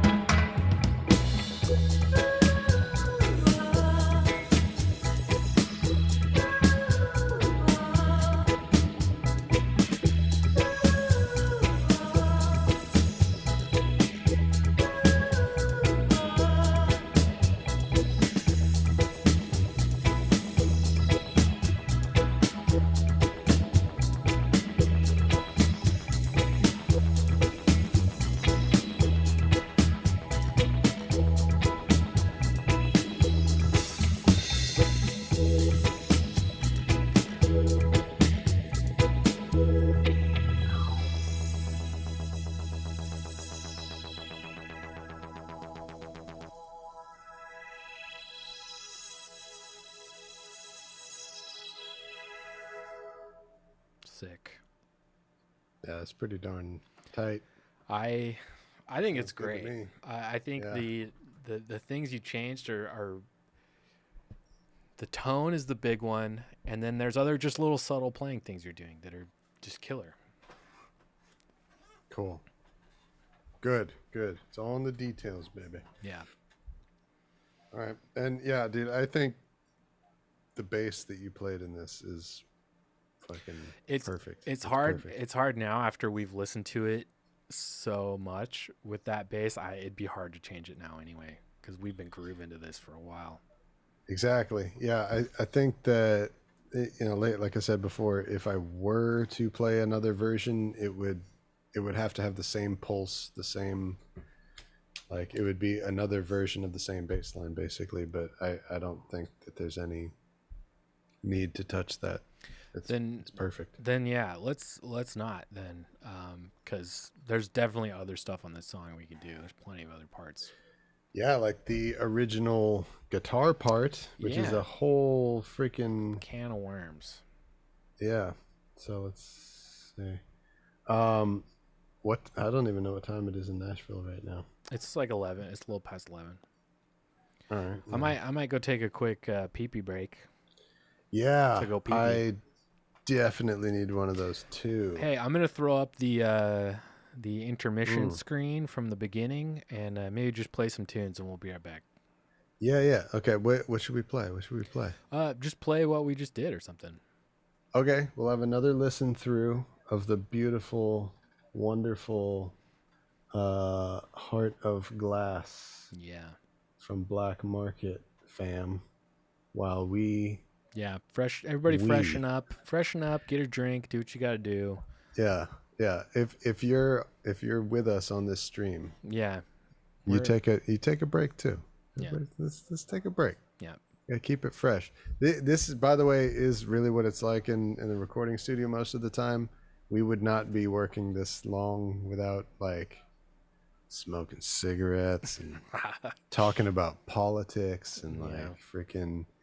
The one fucking weird dude that is just hanging out in the studio and nobody knows whose friend he is, who's like talking about how UFOs are real. Yep. And everyone has to sit around and listen to him for like an hour and a half. Why do you have to keep telling out by the pool? Why do you have to keep telling people that story about me, dude? I don't understand. That's what it's really like. It's not really like this, where we just work for 3 hours without peeing. Yeah. Okay. All right. All right. I'm gonna play this jam. We'll be back. Want to say maybe by the end of the song, maybe 5 minutes tops? Yeah. Okay. Tops. Cool. All right. We'll be back, everybody. Yeah.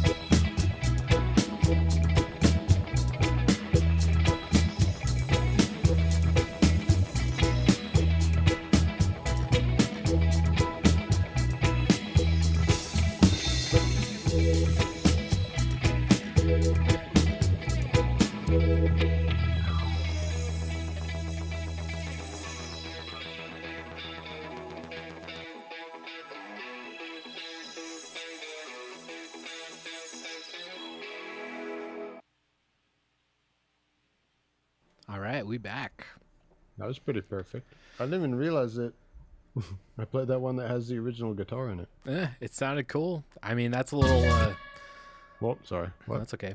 That's a little sneak peek into what we're probably gonna. Do you want to try and work on that right now? Yeah, let's do it. That's the other big missing link, because I think the synth part that is in the song, like that plays the bridge stuff, that I will probably keep because it sounds really good.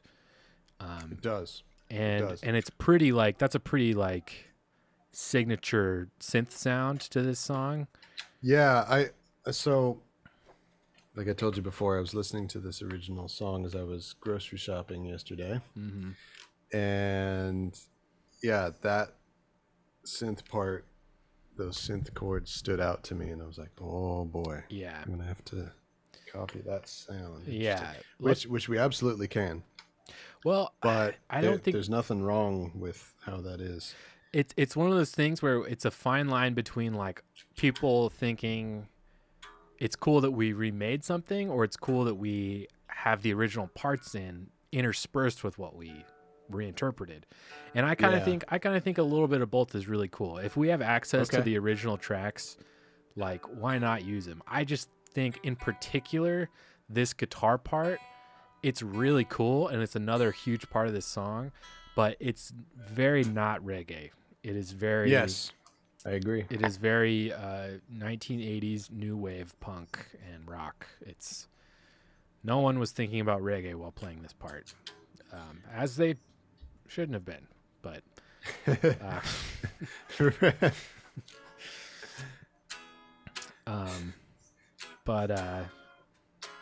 who knows, man? I mean, shit. Some of the talking heads heard some of this stuff. Maybe next month we'll be on a stream telling you guys about how we heard from somebody from Blondie or something. That would be pretty cool. Maybe they'll dig this. We'll see. Yeah, I hope so, man. Yeah. But yeah, so there's two distinct things going on in this guitar part. There's the lead, like, line that it's doing, and then there's these big open, like, chorusy chords. Okay. I don't know how to play the part. I've never tried. Yeah. First step is I gotta learn it. Yeah. So.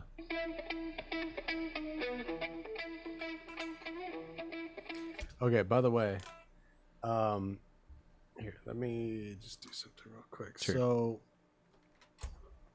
So I've got two sources of, I got two guitar amps here in this studio. So one is this. I guess it's like that. Let me make sure that we got a good camera situation going on.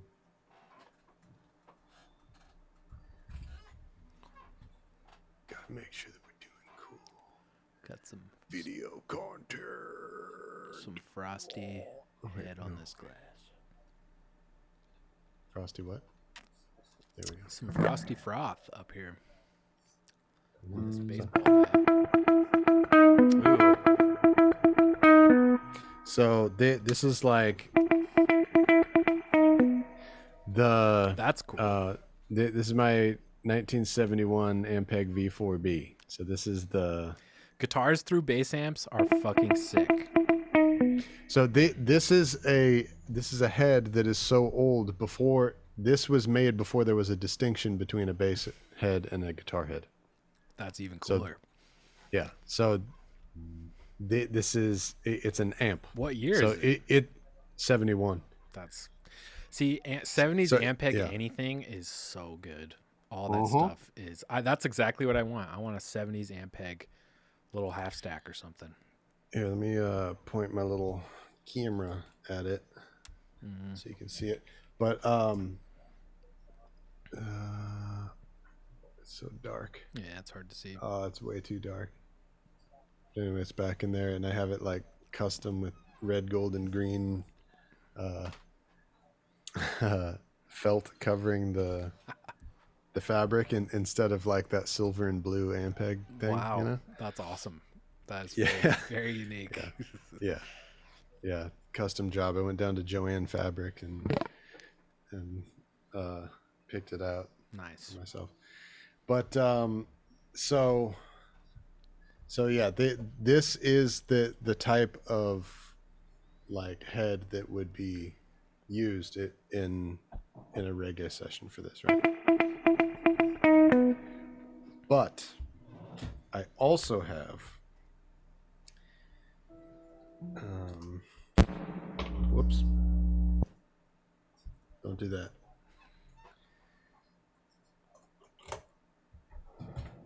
And you've got the what's the box you have, so you don't even have to mic a cab, right? Yeah, it's So a sick. torpedo captor. It's X. so sick. I really want one of It's those. a load box, right? So that Ampeg head is a tube head. So if I were to use it without connecting it to actual speakers, the energy load that it would be giving to the speakers would like fry Right. the tubes and the electronics in the head. So yeah, I have a thing. So that this kinda takes that electronic. Yeah, it gives that electricity somewhere to go so it doesn't blow up, and you can just plug straight into the head. Exactly.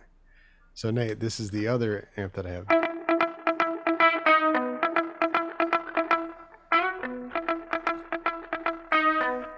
Which is what's going on effect wise there? Yeah, exactly. Because that's like the sound. It is. That It is is pretty much exactly the sound. the freaking sound. So this Did you is know that before you plugged it in? Yes, I did. So this is my other secret weapon. This is a Gallien-Kruger I remember this fucking 250 RL. So again, it's made by Gallien-Kruger, but this is a guitar amp. This is not a bass amp. Yeah.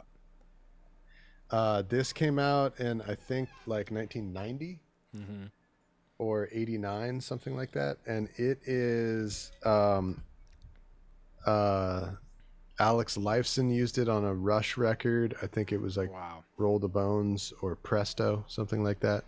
And this amp got really famous from Iron Maiden. The Iron Maiden guitarists used this on like one of their great albums that came out around that time. We've got a His name I chat can't remember. question. Frida in the chat is asking, is your amp a Culture Club fan? Sounds like it. Right? Yeah, this is. We're This going is for that. that. That's the vibe. Exactly.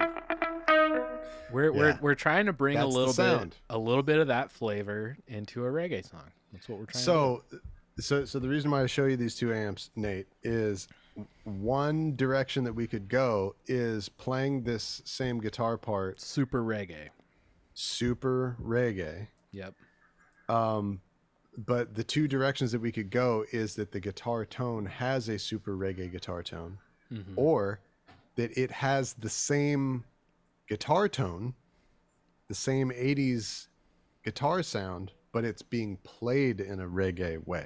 So before we started, this was one of the things I held off on talking about before, so we could talk about it on the stream.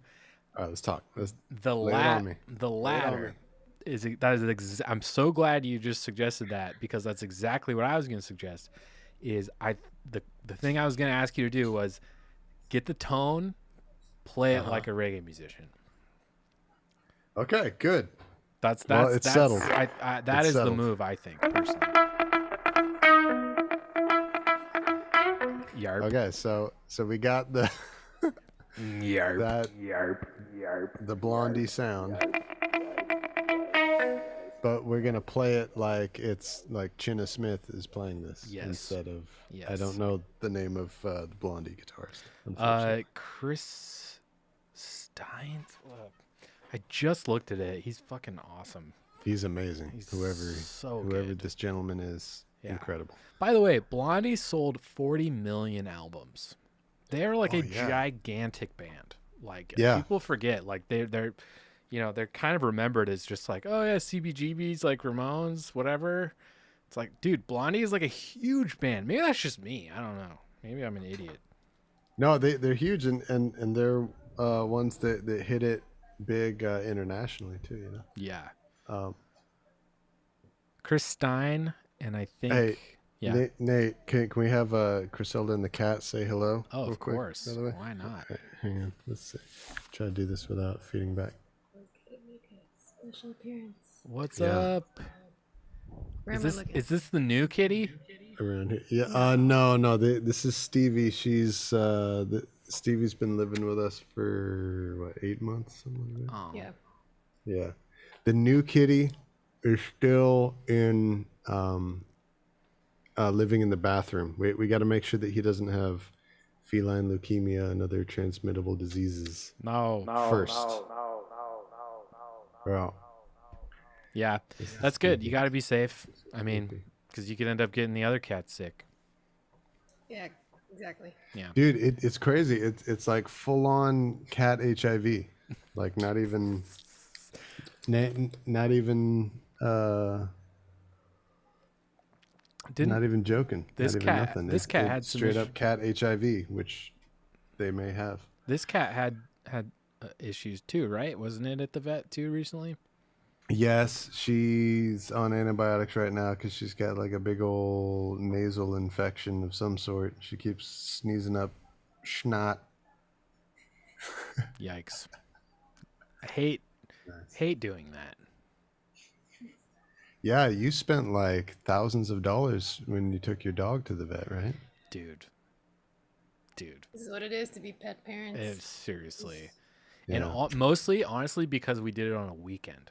It was like, holy shit, he swallowed something stupid. Oh my God. He would like shake, and like I could tell he had like a horrible stomach ache and like whining, and like just it was awful. And we were like, damn it, it's Saturday. We can't take him to the vet. So we had to take him to like emergency, and it's like Yeah. way more expensive. We had to go in the middle of the night twice, different times. She wants to get down.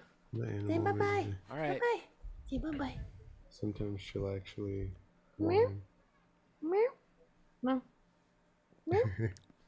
Next time, kitty. Bye.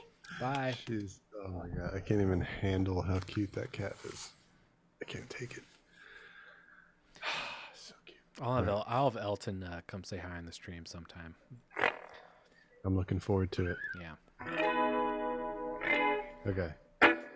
So Chris Stein is the guitar player from Blondie. Chris He Stein. There you rules. go. I was gonna say Clem Burke, but that's the drummer, and the drummer is also very good.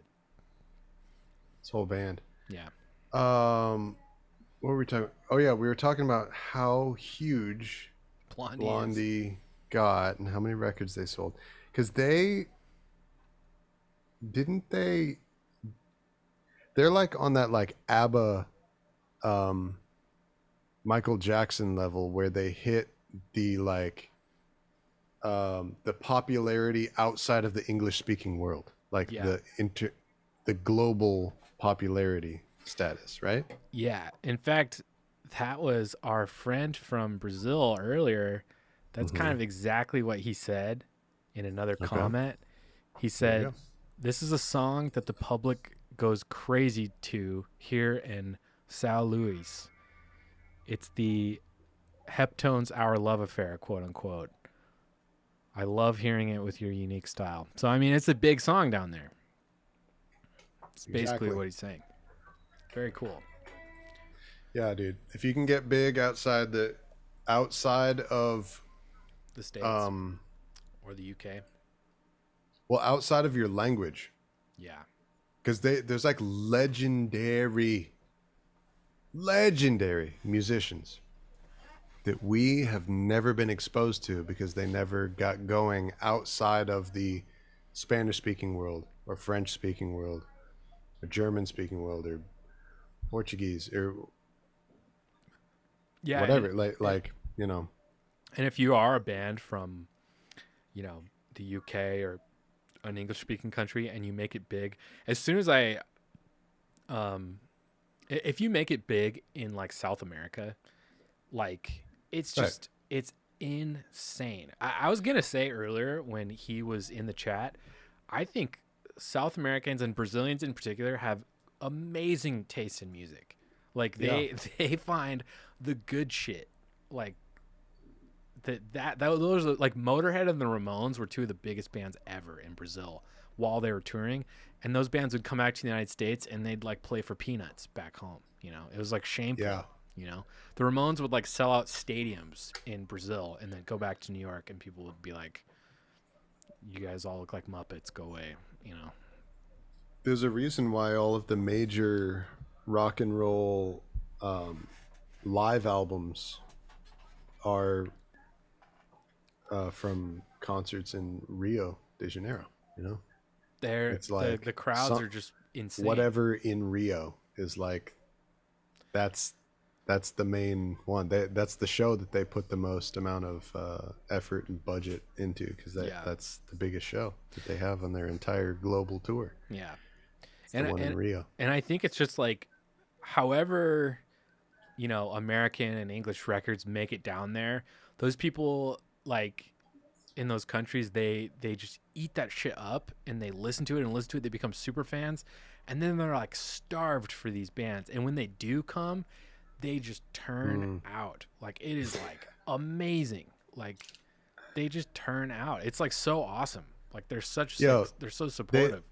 That's what we will do when you guys bring Black Market to Brazil, man. Yeah. You better believe it. Once all of us, this whole community on this stream, everybody who can hear my voice, once we get Black Market live in Rio, you better believe we are going to tear the freaking building apart. You know what this calls for?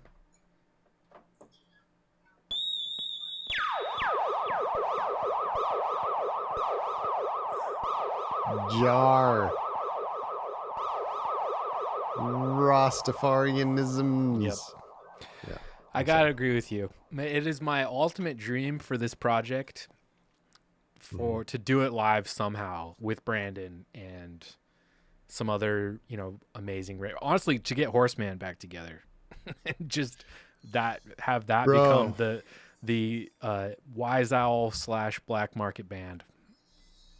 If we could have Horseman be in the band, we could, dude. Yeah. Like, dude, if he's a professional, we're professionals. It's just a matter of making the schedule and the money right, and it's on. Yeah, like I've thought about it so many times. If I had all the money in the world, I would still hire Horseman. Yeah, like I would still be like, oh yeah, Horseman's like the best band that could do this. He's more crucial to your sound than I am. No, I'm not talking about Horseman the drummer. I'm talking about our old band. Horse Mouth. Oh, geez. Oh. I'm talking about Horse Mouth, the band. I would put Horse Mouth back together. Okay. I don't care how much money I had to hire Horseman or Horse anybody else. I would hire any horse for that matter. I would put Horse Mouth back together. That would be the Black Market / Wise Owl band. Got it. Alternate nights opening up for each other. It would just be killer. Have Dub Robot play. Yes. Man. Penny Reel. Fuck, dude. Just traveling circus. Okay. I mean, you're onto something, man, because, you know, we can have a really strong How sick would tour that be? going that is comprised of like about a quarter of the number of musicians that you need for a tour. Yeah, I know. Because Pennyroyal you could do as a duo. Dub Robot, enough said, he's self-contained. And then Wise Owl and Black Market is essentially the same group of people. Yeah. And everybody who's playing everywhere could all play with Pennyroyal or with Dub Robot if you wanted us to. Yeah, exactly. Dude. Could be the same lineup of musicians. It just alternates which member of this band is the front person. Yeah, we just rotate every night. Every one of those projects I would pay to watch headline a show. And I have, except for Black Market. I'm really glad that you're getting more into your cups. This is very entertaining. I love this. All right, cheers. Cheers. Let's go Dodgers. Shameful. Gotcha. Shameful to do that to me as I'm taking a drink. All right, let me learn this shit. Stop talking to me so I can learn this guitar part. All right, sorry. Nate. Sorry. Jeez. Okay, we're gonna learn the guitar now, everyone. This is the next step. Nate's muting his that mic. You do. No, you don't have to do that. All I right. didn't mean to be that mean to you. No, but you're right. We need to work, and I'm a talker.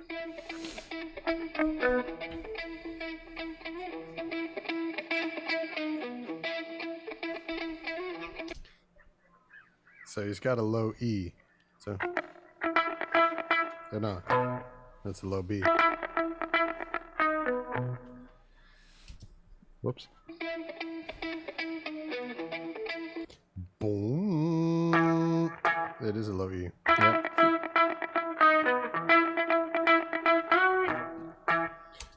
Ooh.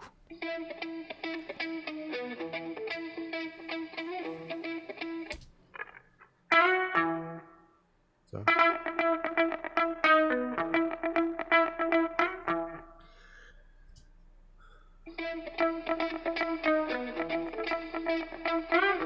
Whoops.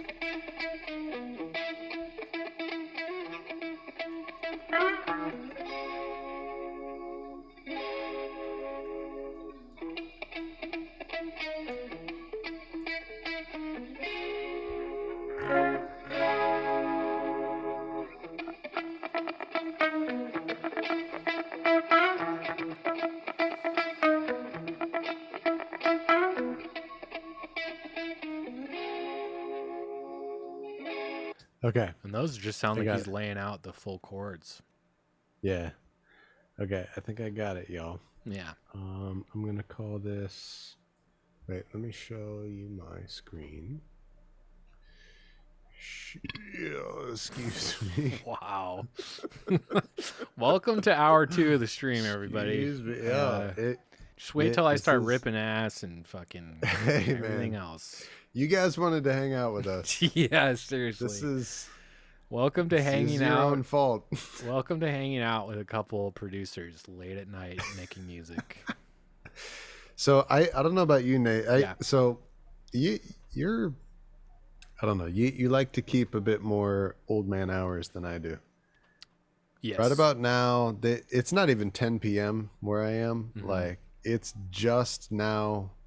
I can feel it in my body, in my bones, in my muscles, in my brain. Like it's just now starting to become the time when the good music starts coming out of my fingers. Okay. Well, yes, I You do know? keep old man hours compared to you. Yeah. But no, man. How about this? Let's just finish this song tonight, and we'll do the next one on another stream. We can always have. Yeah. There's always a good reason to have another stream. Yes. Yeah. All right. Next stream is Call Me. Yeah. Okay. Cool. But yeah. I'm So good. I don't Dude, know. I'm- Like I'm good. What, I'm gonna what are the crack another- hours? What are the hours of the day where you do your best work? So, dude, because of high noon now, I Mhm. have so many obligations to so many people. I usually, not always, but on a good day, I'll start working at 9 or 10, and then I'll work till, I might take a break to walk the dog, have some lunch, and then I'll work till like 6 maybe, then cook dinner. And then nights like tonight, I might come back for late night working or something. But there's so much shit to do now that I find myself. I used to work late at night like you did, but now I really have found myself like the mid afternoon, like 1 to like 5. That's when I do my best shit.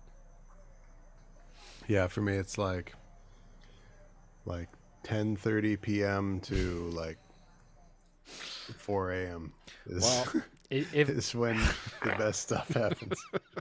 Well, I'm in trouble then, but it is what it is, man. I can't complain about this ever because it's incredibly fun. 2, you're one of my best friends ever, and I love hanging out with you and spending time.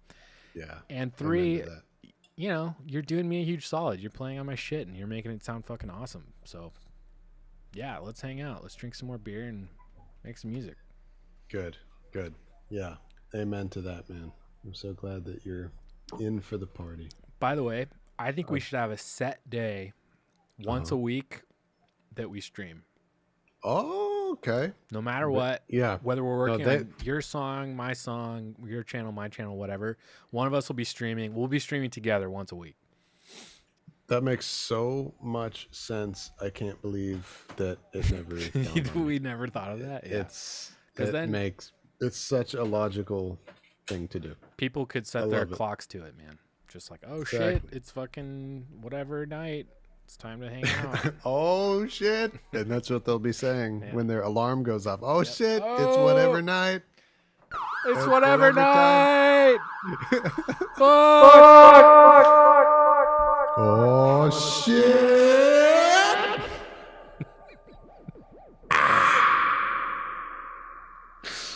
Yep. Okay.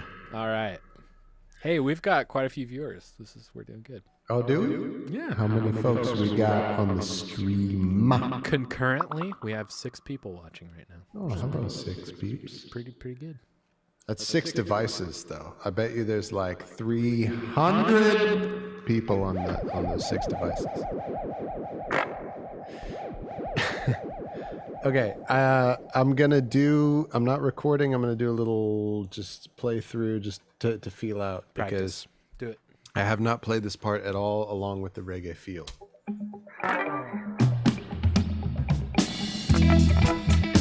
Well, nope. You got to get out of the way, Chris. What's his name? Chris Stein? Chris Stein. Chris Stein. No, Chris Stein. It's my turn, baby.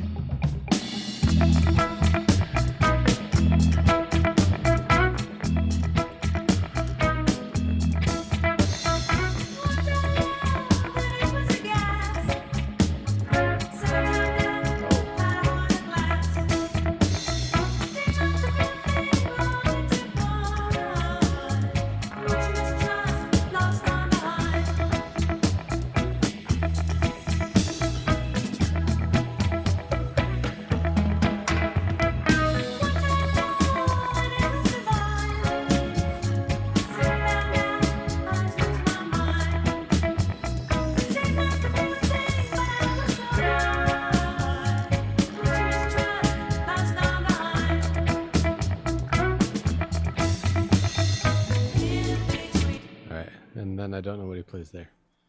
The chorus part is he kind of is like playing the melody in a weird way, but I don't think you should do that. Yeah, he like does that, but I kind of think you should deviate from that. Okay, let's see. Show me what you do, Chris Stein.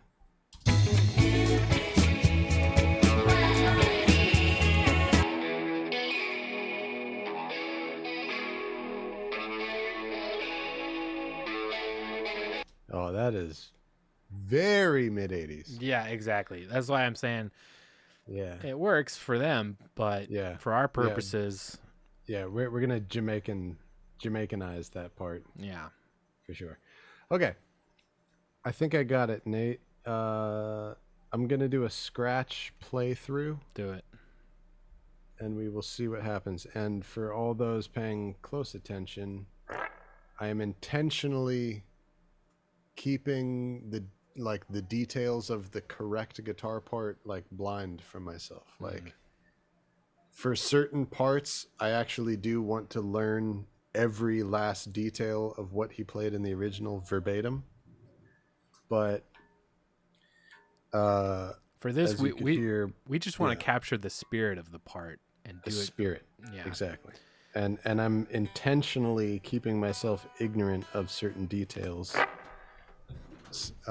because the gaps of what I know that I fill in is what is going to make this part like natural yeah. and new. All right, let's try one. E. Do you like the guitar tone? I love it. It's dude, you're killing it, man. Seriously. It's pretty sweet. Yeah. Right? Oh, The chat is loving that first take you did, by the way. all right, sweet. All right, well, this one's gonna be even better. Yep.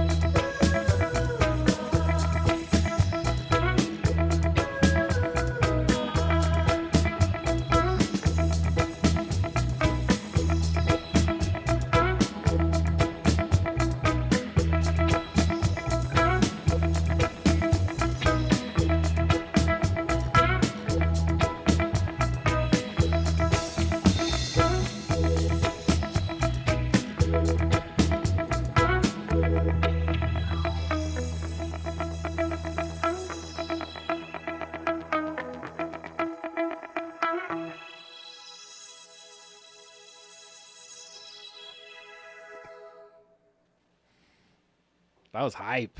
I was getting excited for that.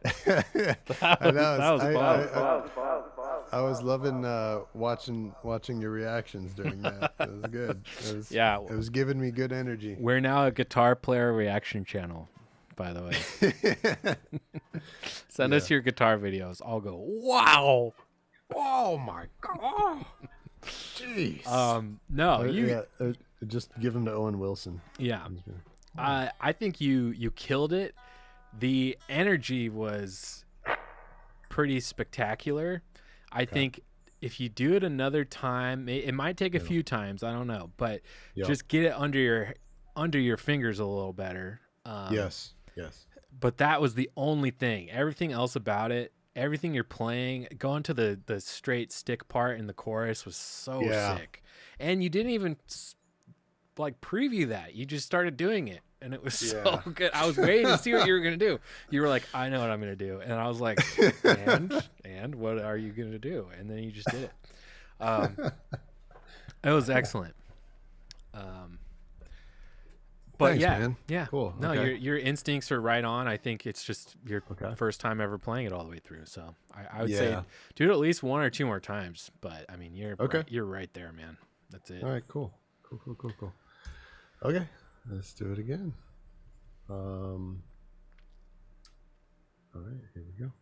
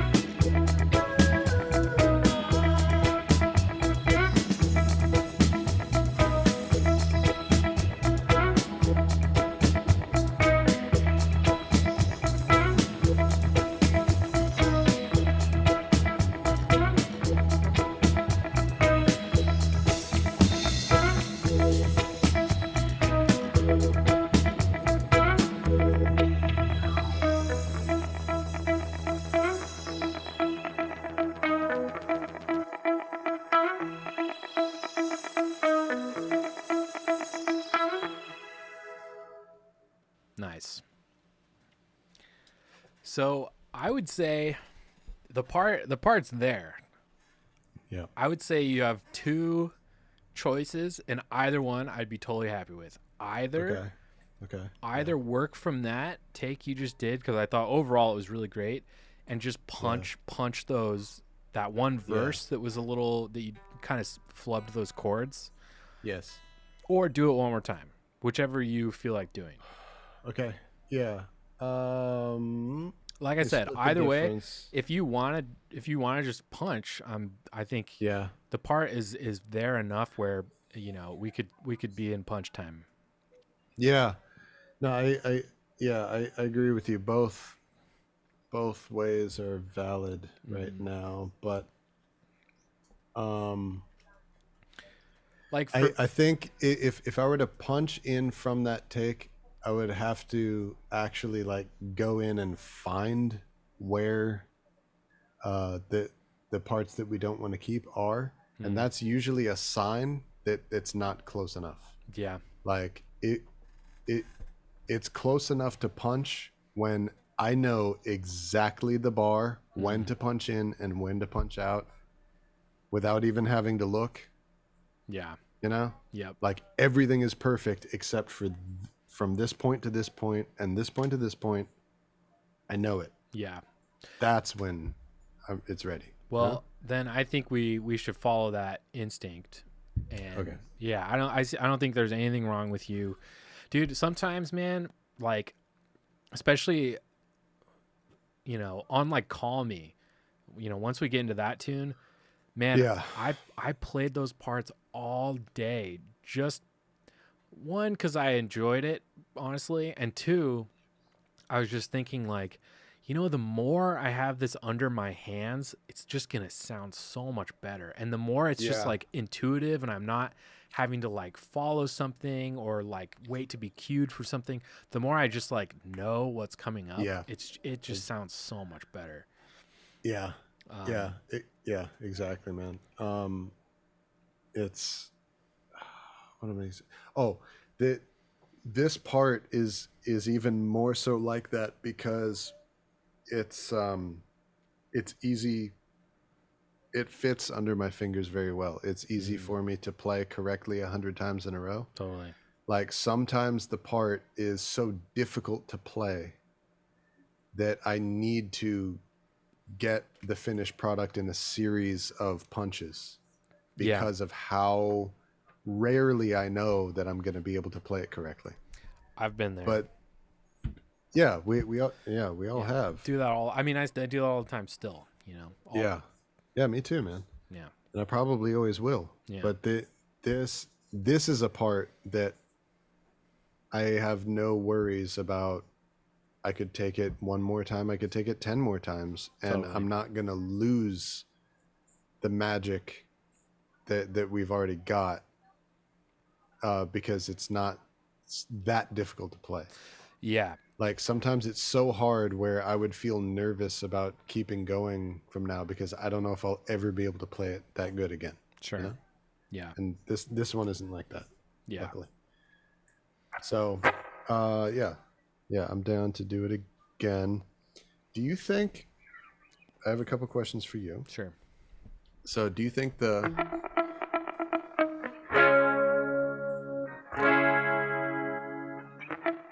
keeping that part the same as the original? Mm-hmm. Part of me is thinking that is not Jamaican enough. What would you do? What's your alternative option? I don't know. I kind of have to play along with it and find it. I don't know. But it would probably be something like...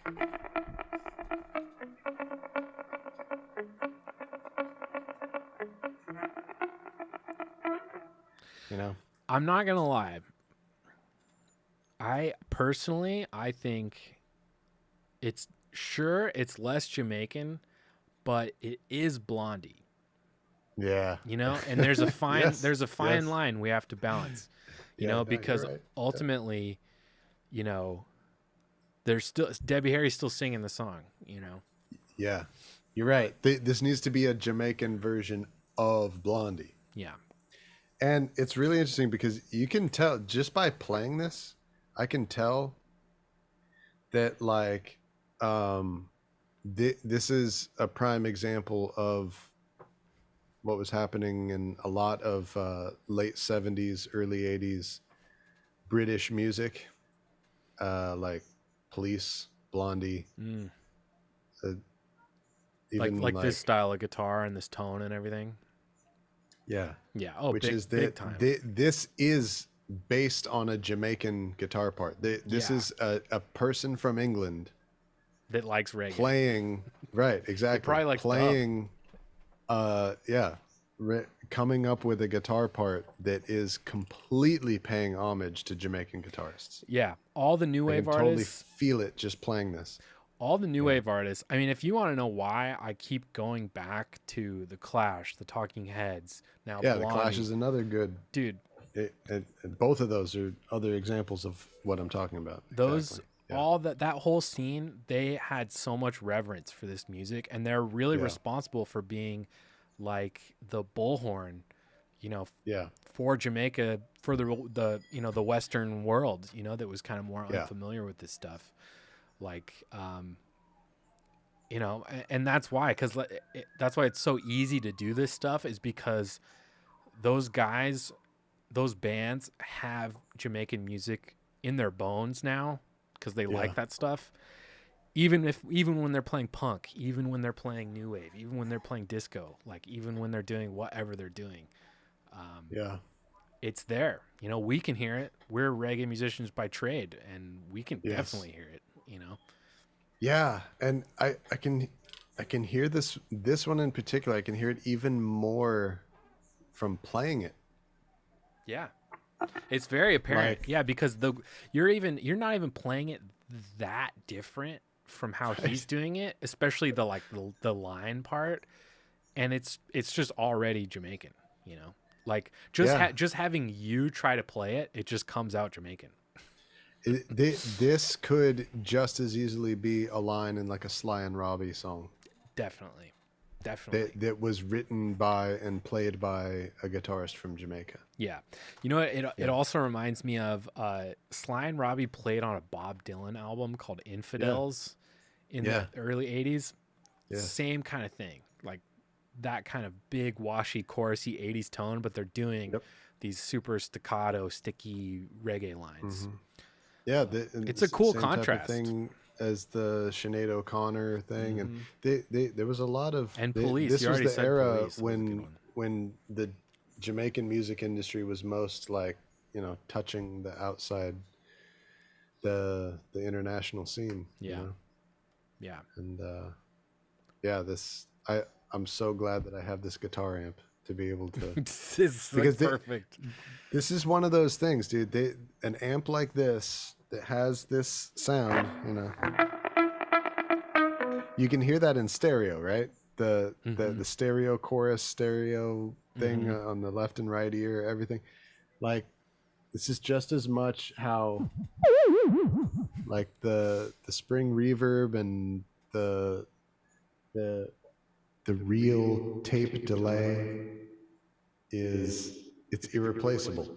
Yeah. The real analog, the real thing, it just has this sound that you can't fake.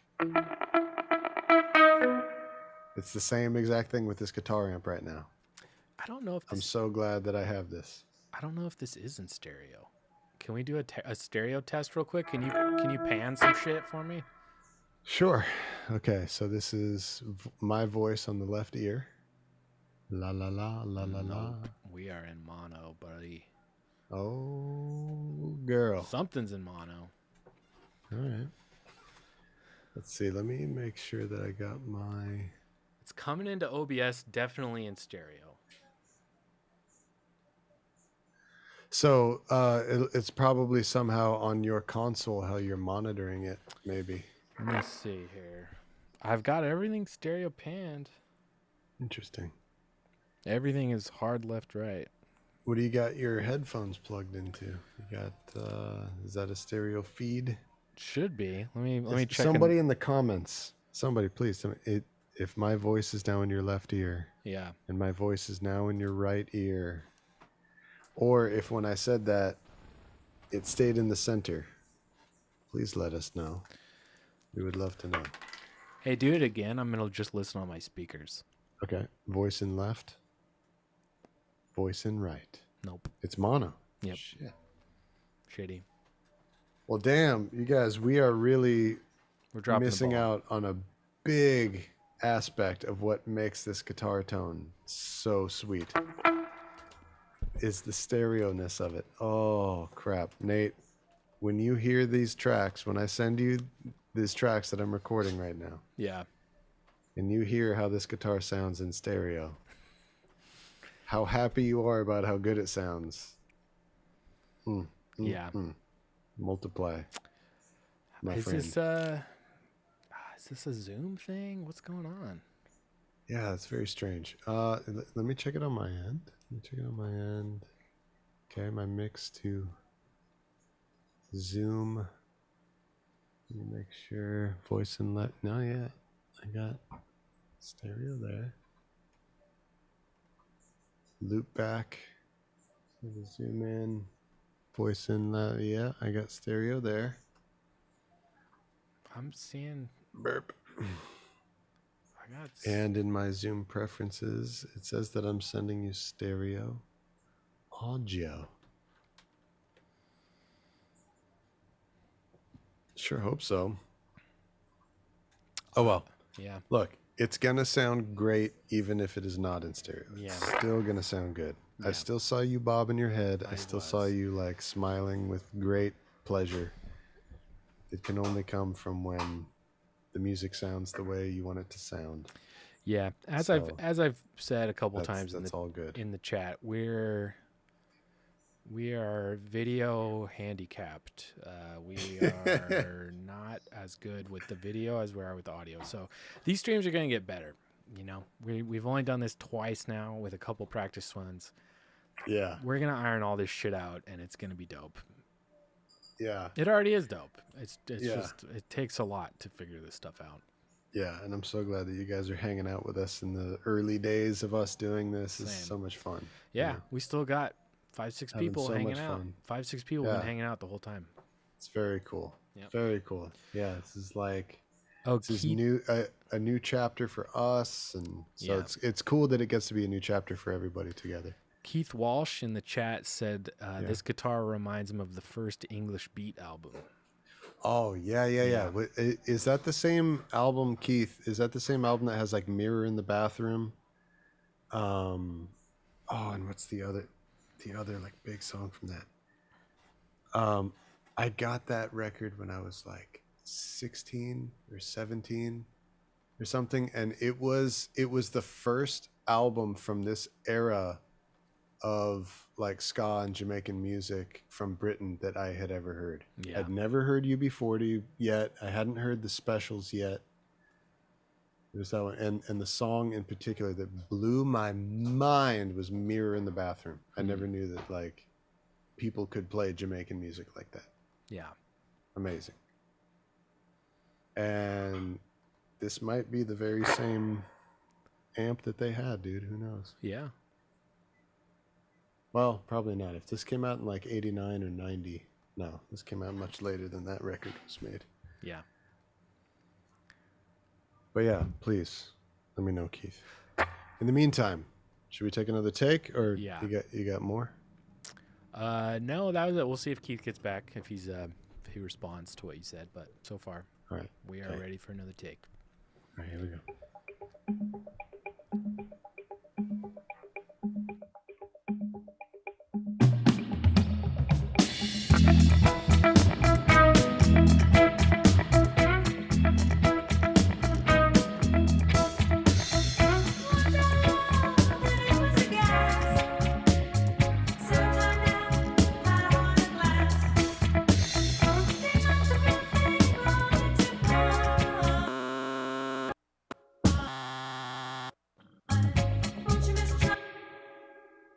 That's a sound. Why? Okay. That Okay, was everybody. that was a sound. Wow. Uh, for me, it just stopped and then started. Is that the same thing that happened for you? Yes. Okay. Try it again. Yeah. Yeah. So when you're in the studio, sometimes weird glitches like that happen. But Man. here's the thing about that, though, and back me up on this, Nate. Yeah. It's only a problem if it happens again. Yeah. Sometimes weird shit will just happen. Like, Yeah. I have no explanation for why the song just stopped for a second. But if it doesn't happen the second time you try, no problem. Yeah. You just keep going. Yeah. So far, that's not even worth investigating. Exactly. Exactly. All right, here we go. All right.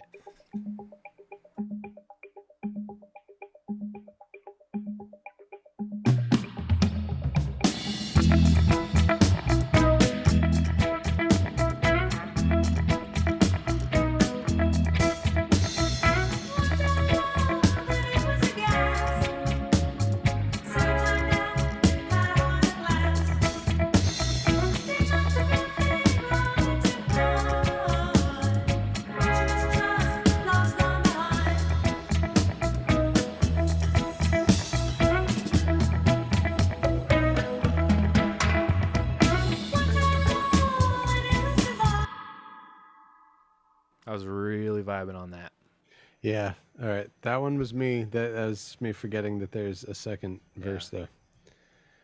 Wasn't some random apartment buzzer that got leaked into our tracks? No apartment buzzards. Okay, I have to shake it out now. Yep. We've been talking so long that I forgot how this song goes. Yeah. Okay. Turn my headphones up just a little bit louder. Awesome. And here we go.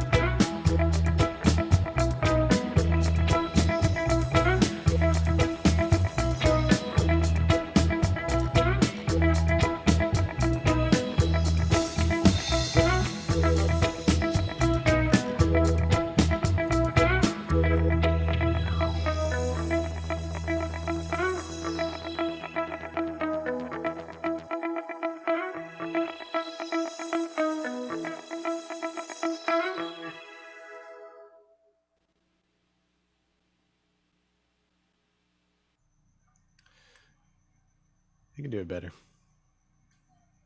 What do you think? I was gonna ask how you felt about it. I think you could do it better too. Yeah. Keith responded. He said that English Beat album you were talking about, that was the album. He was saying your guitar sounded like the one with Hands Off, She's Mine, Twist and Crawl. Hands Off, She's Mine. That's the other song that I was trying to think of. Yes. Yeah, and the other one he said was Twist and Crawl. I don't know that one. I think like I was Also, he just responded again. Mirror in the Bathroom and the cover of Can't Get Used to Losing You. The English Beat's a cool band. They're kind of like, they probably should have got as much recognition as like the Specials, but they didn't. Well, Maybe that's in the thing that because, scene they did, but like, you know, I know people that don't know Two Tone and they know the Specials. You know what I mean? But maybe don't. Yeah. No, the Specials. I mean, it's like it's like a Bob Marley thing. It's like how many other Totally. you know, Jamaican artists from the same scene. I love that. The Specials are also deserve to be known, but most folks only know one artist from that scene, and it's the same thing with the Specials. You know, like there's a lot of people who really only know one band from that scene, and it's the Specials. But I mean, in relationship, songwriting, and maybe even work ethic, possibly. I don't know. I don't know them well enough to know that, but in those ways, English Beat is probably stronger than the Specials were, you know? Yeah. I don't know. The Specials just tapped into it. Because the Specials had like an animalistic thing that a lot of that some of the other bands didn't have. Because I feel like the English Beat had a touch of like the post-punk thing that was happening. Totally. You know, like a lot of like Gang of Four and Ecstasy type vibe that was happening in England at that time too, which the Specials did not have. Right. Specials was like fucking like some kind of party zone, more primitive touch thing that they had that doesn't exist in the post-punk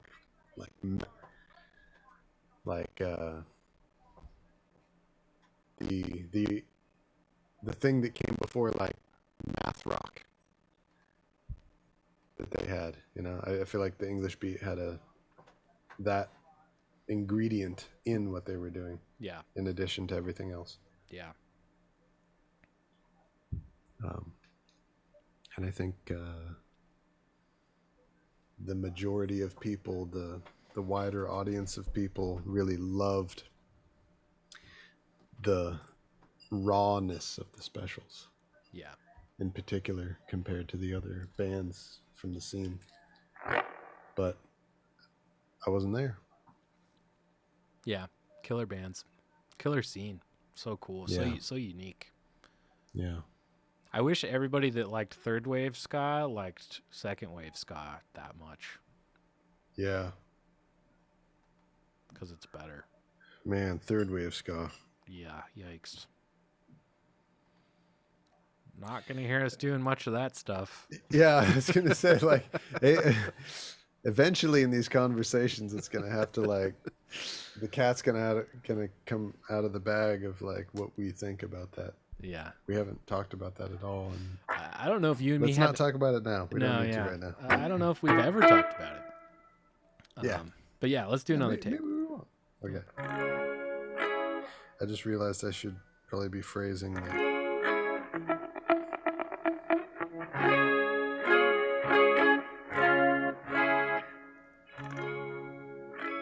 I don't know. I'm going to try it. Yeah. Okay. And you can go fuck yourself. Alrighty.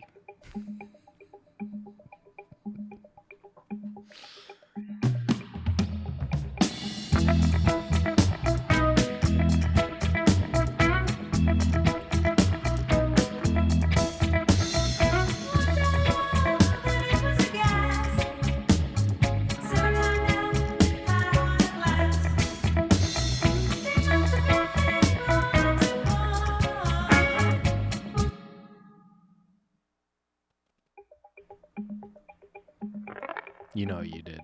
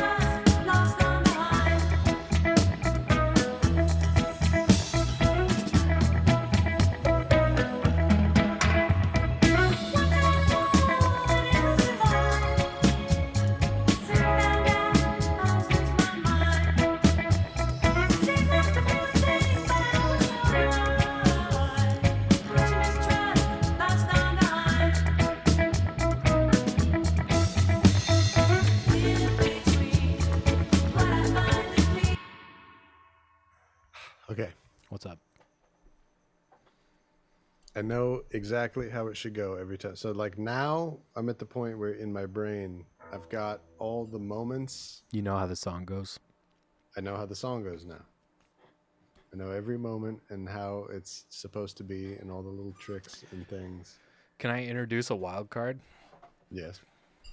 I think that ascending bass line going into the chorus, you should do something there. I don't necessarily think you should do anything in particular.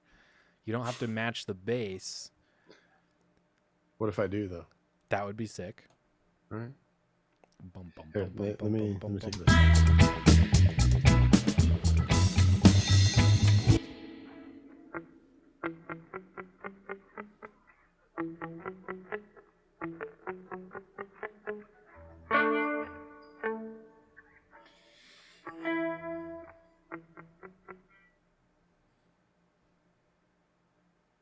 There's a chromatic something in there. What is it?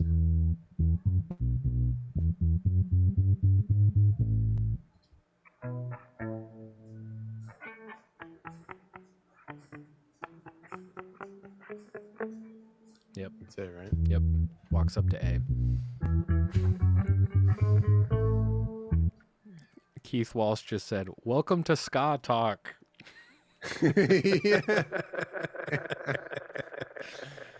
Oh, yeah. Ska talk. Oh, my God. Welcome to Ska Talk. Oh, man. Okay, I think I need to stand. Do it.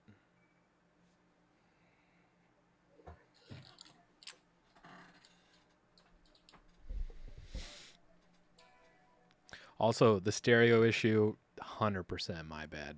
Something stupid I'm doing with the whole Zoom routing we had. Did you figure it out? No, but I figured out that it's my fault. Oh, I didn't figure out. that's interesting. I didn't figure out what exactly is wrong, but we'll talk about it after the stream. Okay.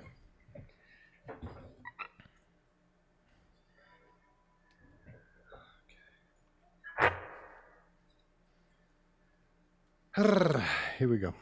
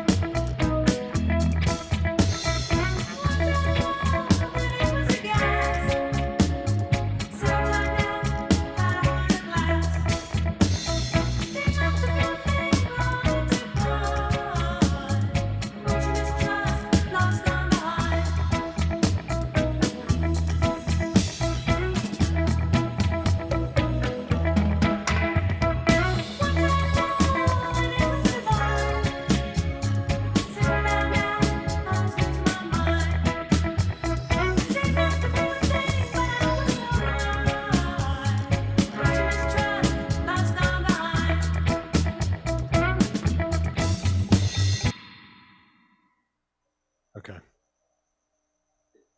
Okay, now I'm ready. Prove it.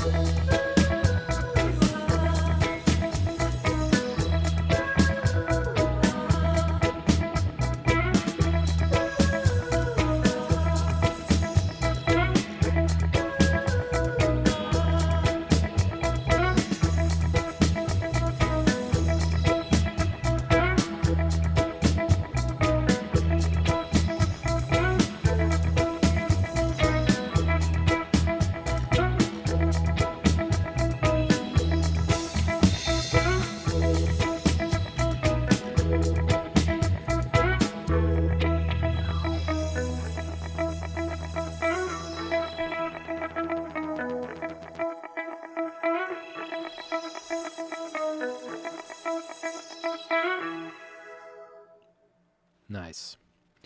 I will say it feels significantly more like I'm watching a show than before with you standing. And what I am enjoying, I know that's not gonna be the one, and there's a couple spots you missed. That's okay. Yes. The energy was there. Okay. The energy was awesome. It Okay. felt like the first time you played it again.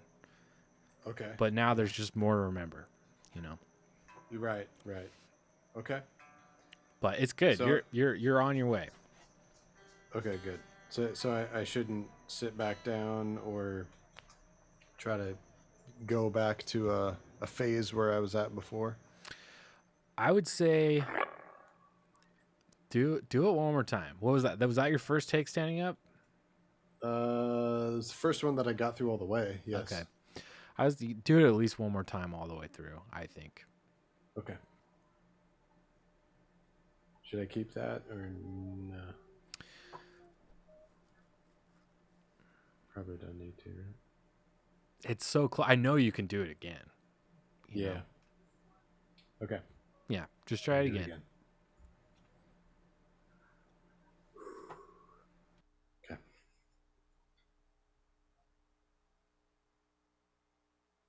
Cheers. Cheers. I need another beer. Okay. Nate'll get another beer after this take. All right.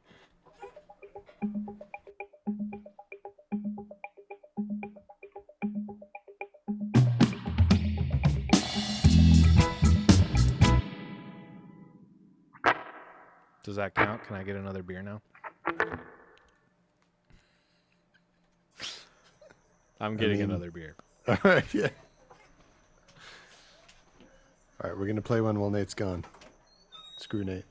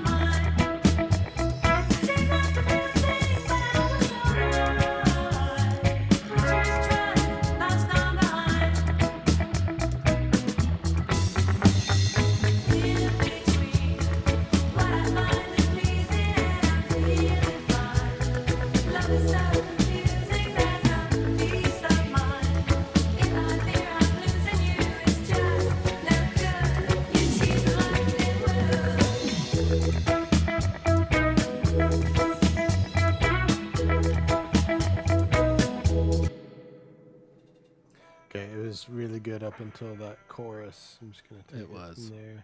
Do it. Yeah. If you got to build it, man, build it. And It's- they will come. Yeah.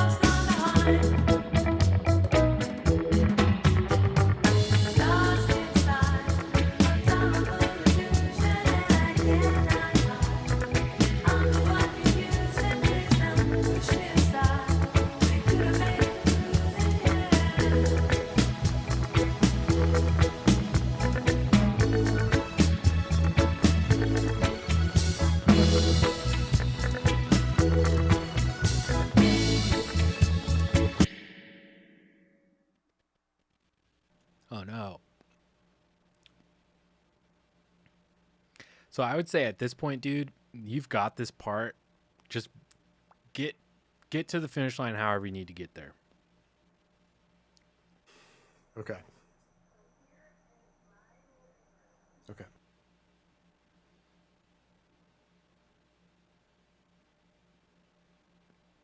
There you go. I will say though, man, watching you stand up and play, man, it feels like watching you be on stage again, man. I miss fucking playing music with you, buddy.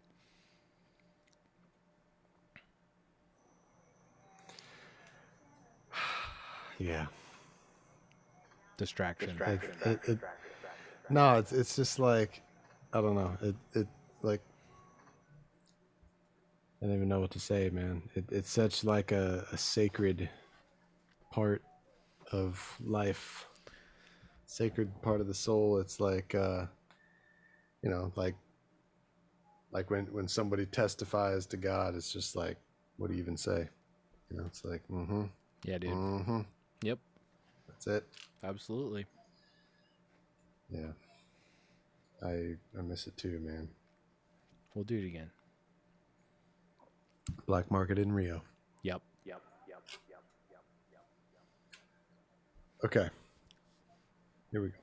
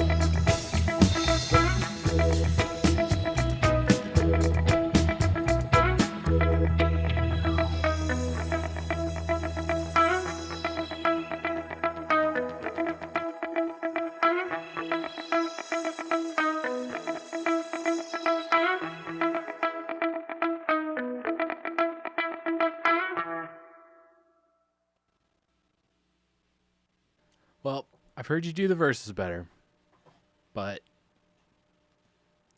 it's coming along, man. Okay. I'm wondering, am I palm muting too much? Didn't even like occur to me or cross my mind. Okay. I think it sounds So- really good. There's so- technique is all there. It's just getting the parts. Okay.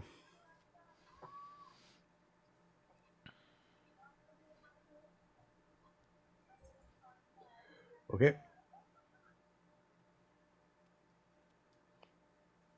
The verse is the Tune. one. The chorus, you got the chorus.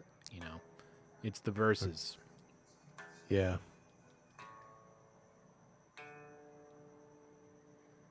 Yeah, that's where it's the most out in the open. Yeah, it's tricky. Going to those chords, it seems hard.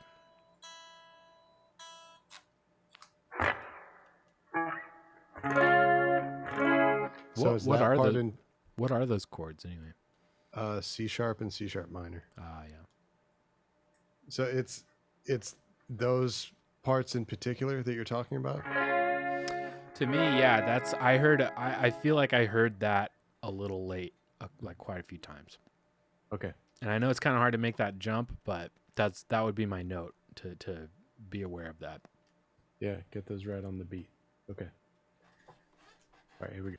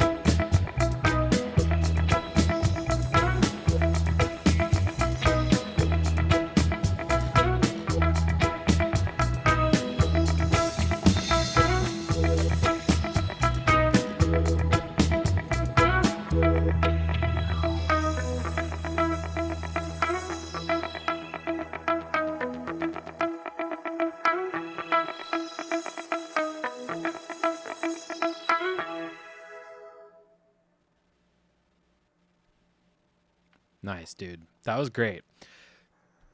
I know exactly where I would punch if I were you. Yes. Okay. That's exactly what I was thinking.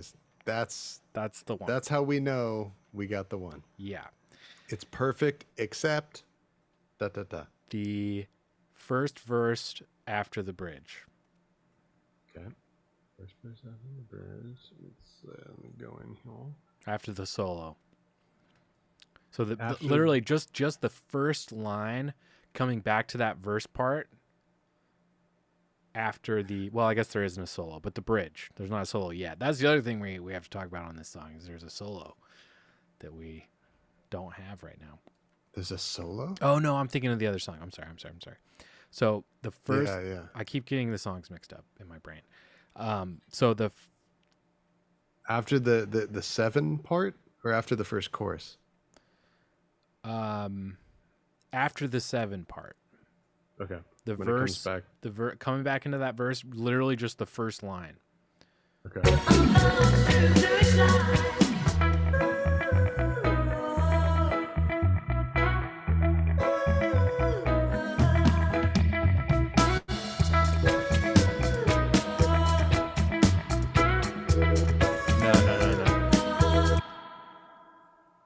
No, they keep going, right? And then it goes to the chords after this, right? Yes. Okay, yeah, keep Oh, going. so once it gets into the actual The verse. actual verse, yeah, Okay, yeah. I see. Right. Yeah. That one. Yes. Okay. Got it. Yep. That was the big mistake. There's one other one I want to just check. I just want to hear it again, but we'll do that after this. This was the only like real actual flub. Okay.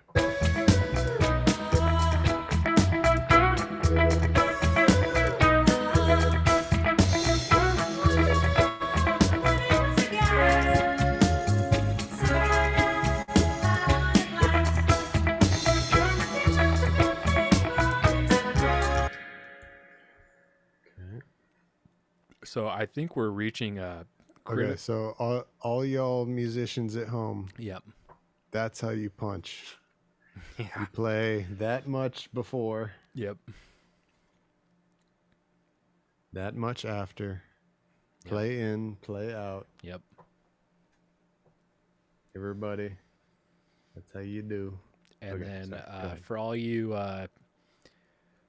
producers, tracking engineers sending shit to other people to work on, now Brandon's demonstrating how you prepare a comp for someone you're Yeah. sending music Yeah. to.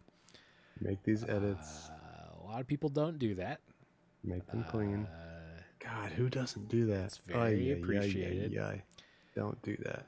Don't know what- not do that. You know what my favorite thing is when someone records like 70 takes and then it's like, all right, can you comp that? I'm like, totally, dude. Yeah, totally. I'm just gonna like listen through this 70 times. That'll be what I do. Yeah. 79 poor performances. Yeah. 79 times going, nope. Nope. Nope.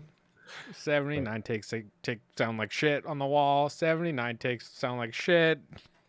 Okay, now we got to listen through. Once in the mix and once isolated.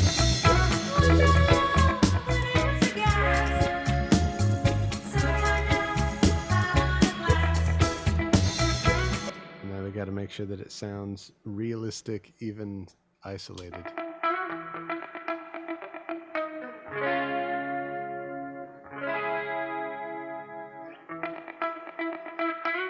Yep.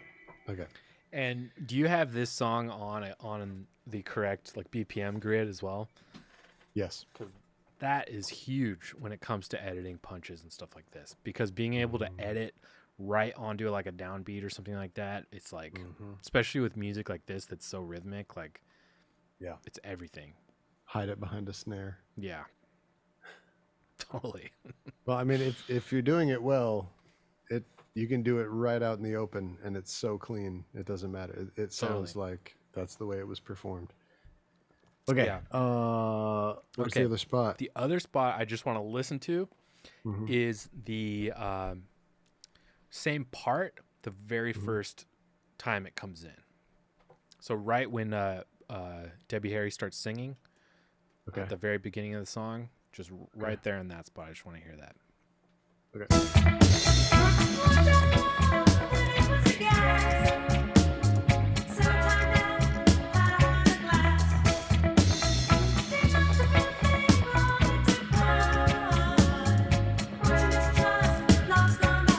Okay, so to me, it sounds that very, very first chord sounds only slightly behind.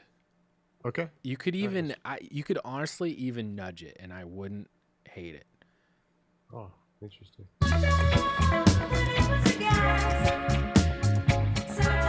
And the only reason I'm going to be a stickler about this is because it's the very first time we hear the chord. Yeah, valid. Totally. So I'll leave it up to you if you want to try to nudge it into place, or if you just want to play it again. Well, I get what you mean, and I think the reason why it sounds so off is because it's a slow rake, meaning it's not that I started playing the chord late. It's just that I spent so much time going. Yeah. All right. So I'll just play it again. Okay.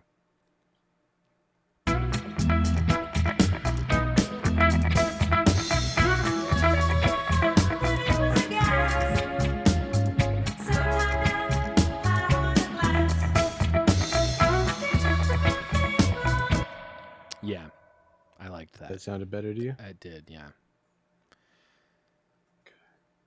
Yeah, stuff better to your fucking sensibilities. stuff like that. Yeah. We kind of talked about this on the Talking Head stuff. It's like the first time you hear something, it has to establish a really like concrete pattern. It's like you're building the box of rules that you can break later in the song, right? Oh, like, dude. Wow, that's a really good way to put that. Yeah. Or it's Yes.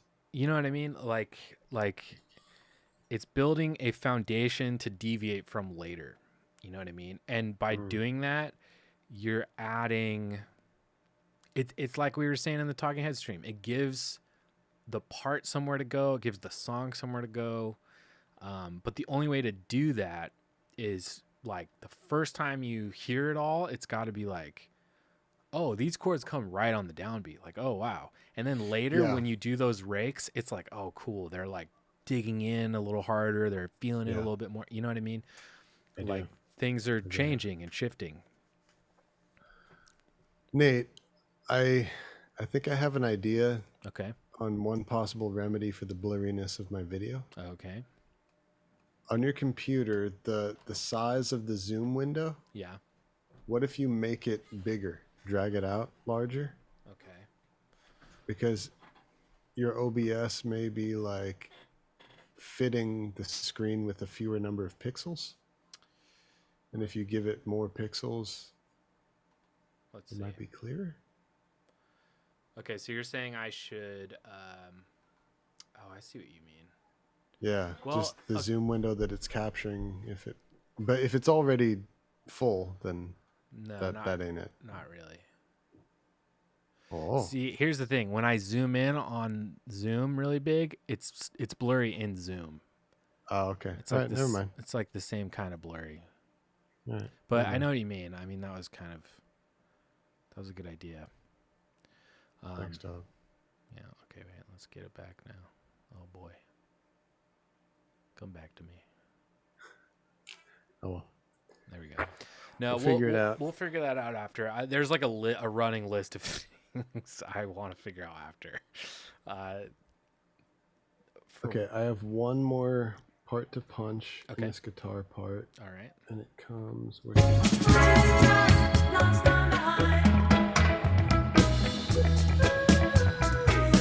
it's right there. I don't want to play that part twice. I want it to come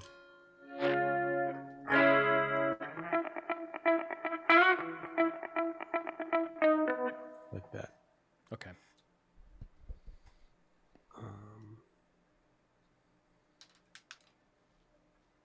Here we go.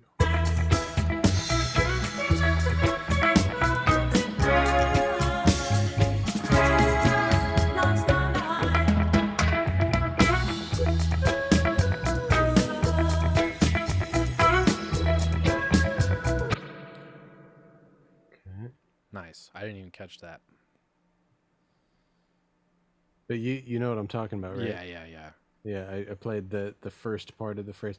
So, like how we were talking about in the Talking Heads song, if you know, those of you hanging out on the stream who were with us when Nate was recording guitar on our version of Heaven by the Talking Heads, we're talking about how most of the time when you do these cover songs, you're blown away by how complicated the form is and the little how complicated all the details of the way that the music is arranged in these pop songs really is. And that Talking Head song Heaven is an example of the opposite. It's just a bunch of rectangles with no trickery, no intricacies at all. Yeah, these songs are great polar opposites of each other in that respect, and it's really fun that we got to do both these songs this week as a contrast. This one has so many little details that I never would have noticed in a million years without playing it. Yep. Yeah, and like the one in particular is how the guitar part has two alternating things. That's one. That's the other one. When Debbie Harry sings two lines, they're arranged first in a group of four and then in a group of three. So it doesn't finish before coming around to start again. Yeah. They don't wait. As weird. Soon as Debbie Harry is done singing her two lines, they start it from the very beginning. So it's a group of seven. Yeah. It's odd. It makes me wonder how much of that is the band, how much of that was like a clever producer, because so much of this song sounds like that era, like just maximalist, like producer tricks, honestly. Yeah. But at the same time, I think of something like that and I'm like, okay, before Blondie recorded this album, Parallel Lines, the producer told them, you guys will be great if you just learn how to play your instruments. That's literally what he told them. And so it makes me think, are these little arrangement things that are these quirky arrangement things that are odd, like literally odd, are they just something that this band did because they didn't even know what they were doing? It just sounded good to them, and that's how they learned how to, they like remember doing it that way. That's how they all learned it together, and that's just how the song goes. You know what I mean? And but it's like, it goes to show how like something so brilliant like that Brandon's pointing out, it can like equally be discovered through like crazy arrangement decisions as it can be discovered through just naive, like childlike discovery, musicianship. Like they're those two things are so much closer than you would realize, because on the one hand you've got someone trying to pull out all these tricks to almost get back to, you know, this accidental genius that like people that you love so much when you're a young musician. That's a really good point. I think that if it were me who had come up with these chords and this melody, I would not do this little trick that they're doing, and I would do that second part before coming around. Yep. Only because I've learned that you're supposed to make everything in even groups of four. You're supposed to get to the end before you come around to the beginning again. I completely agree. Learned that. So if nobody ever taught me that, if I never learned that, maybe they wrote the song to have this quirk without realizing that it's a quirk, Yep. simply because they didn't know that you're not supposed to do that. And the end result is the same thing as what a really smart, brilliant arranger would have, a change that that person would have made. Yeah. Yeah. Yeah. It's really hard to say one way or the other without, reading a book on this band or something, which we both haven't done. But yeah, I mean, it's cool. I mean, either way, whether you land upon that accidentally or you're guided to that place, man, this kind of stuff in this song, it's what sets apart some of these pop songs, some of these huge mega hit songs.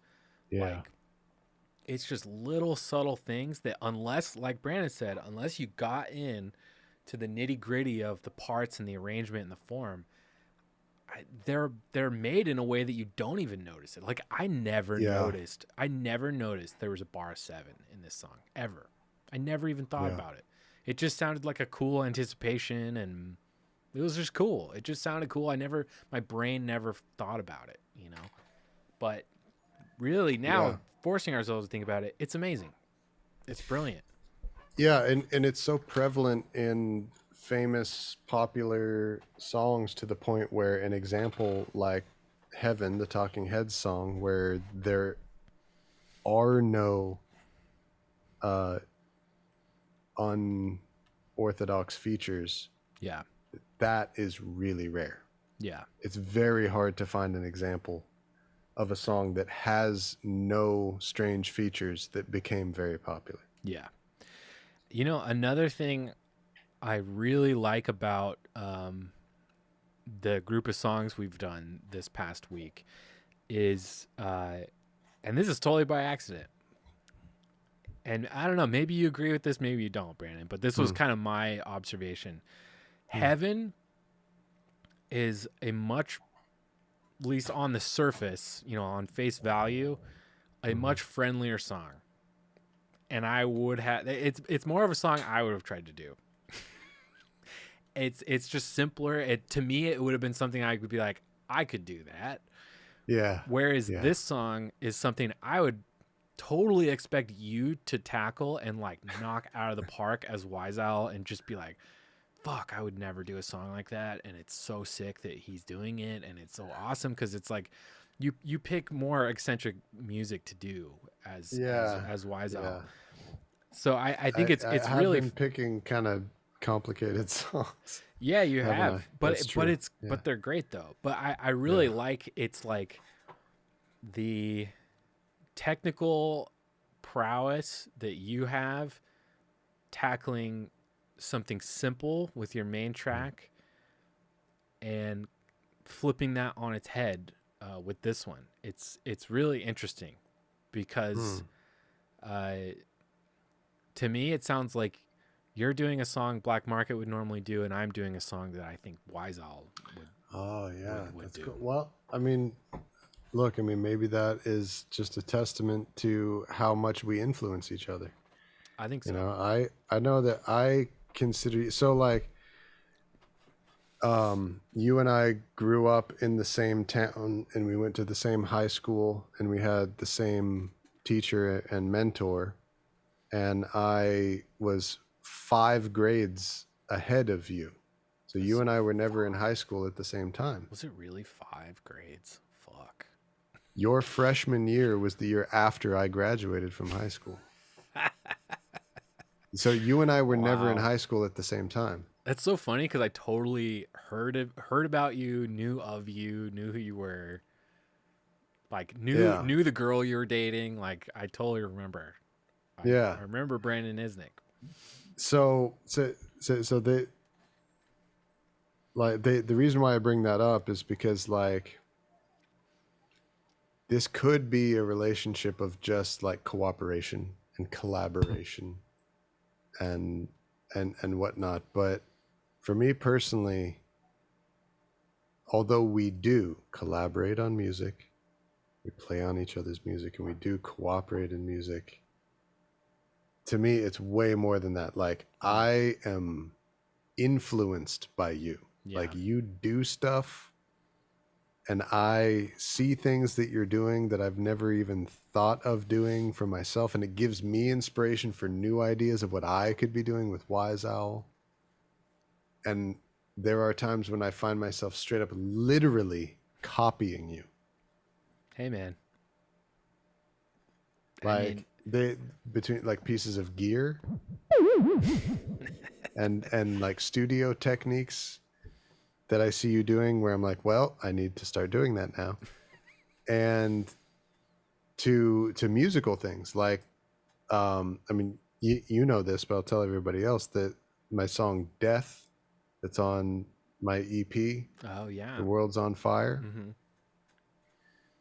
I used the exact drums and the exact bass like rhythm. The chords are different, but the exact same thing that you played on the bass in your David Bowie version I of remember. I'm very flattered by that. yeah. It's like the same feel, the same drums, the same bass that you played because it was so good. It was like I need to copy this, Well, it's you know? it's And even beyond that, even like the ways that you do business, the way that you promote black market, the things that you do, you're the reason why I have a Bandcamp page. Why I needed to like when I started my Bandcamp page, I looked at yours and I was like, there's a whole wall of releases. I mean, like, I need mine to be like that. The fact that your wall is full of releases is what has like kept me pushing forward to finish more music, release more music. Once I finish one, what am I doing next? I need to have a wall of finished available music like that yep. because it's so inspiring, which is different from keeping up with the Joneses. This is not the same thing as like I need to I can't let him be better than me. That's not what this is. Yeah, no. This is inspiration. Yeah. This is I see somebody doing something and it gives me breath and wind under my wings because it makes me believe that I could also do that. And you are. You know? You're killing it, man. I mean, I'm very flattered to hear all that, Brandon, and I appreciate everything you're saying so much. You're one of my best friends ever and someone I still look up to musically. Like you're it in a lot of ways, man, and you always have been, and you always will be. And you know, it warms my heart to hear that it's inspired, some of my stuff's inspired you to make more music and finish more music, because honestly, if you asked me 5 years ago what one of my big motivations was doing this, and not just doing it, but doing it like constantly, and doing it all the time and putting shit out, I had so many friends that were great musicians. And you know this, I'm not going to name names, but like I've had so many friends that are great musicians that maybe they get as far as they make like records or music in the studio, but they can't get past that final barrier of like just getting it out there for whatever reason. It could be fear of failure. It could just be that like they just didn't get it together enough and put it out in time, or whatever it is. But it's like I have so many talented friends that just, you know, for whatever reason, like don't get to that final step where they put shit out. And I've always tried to use black market as like, look at my albeit meager success as a musician.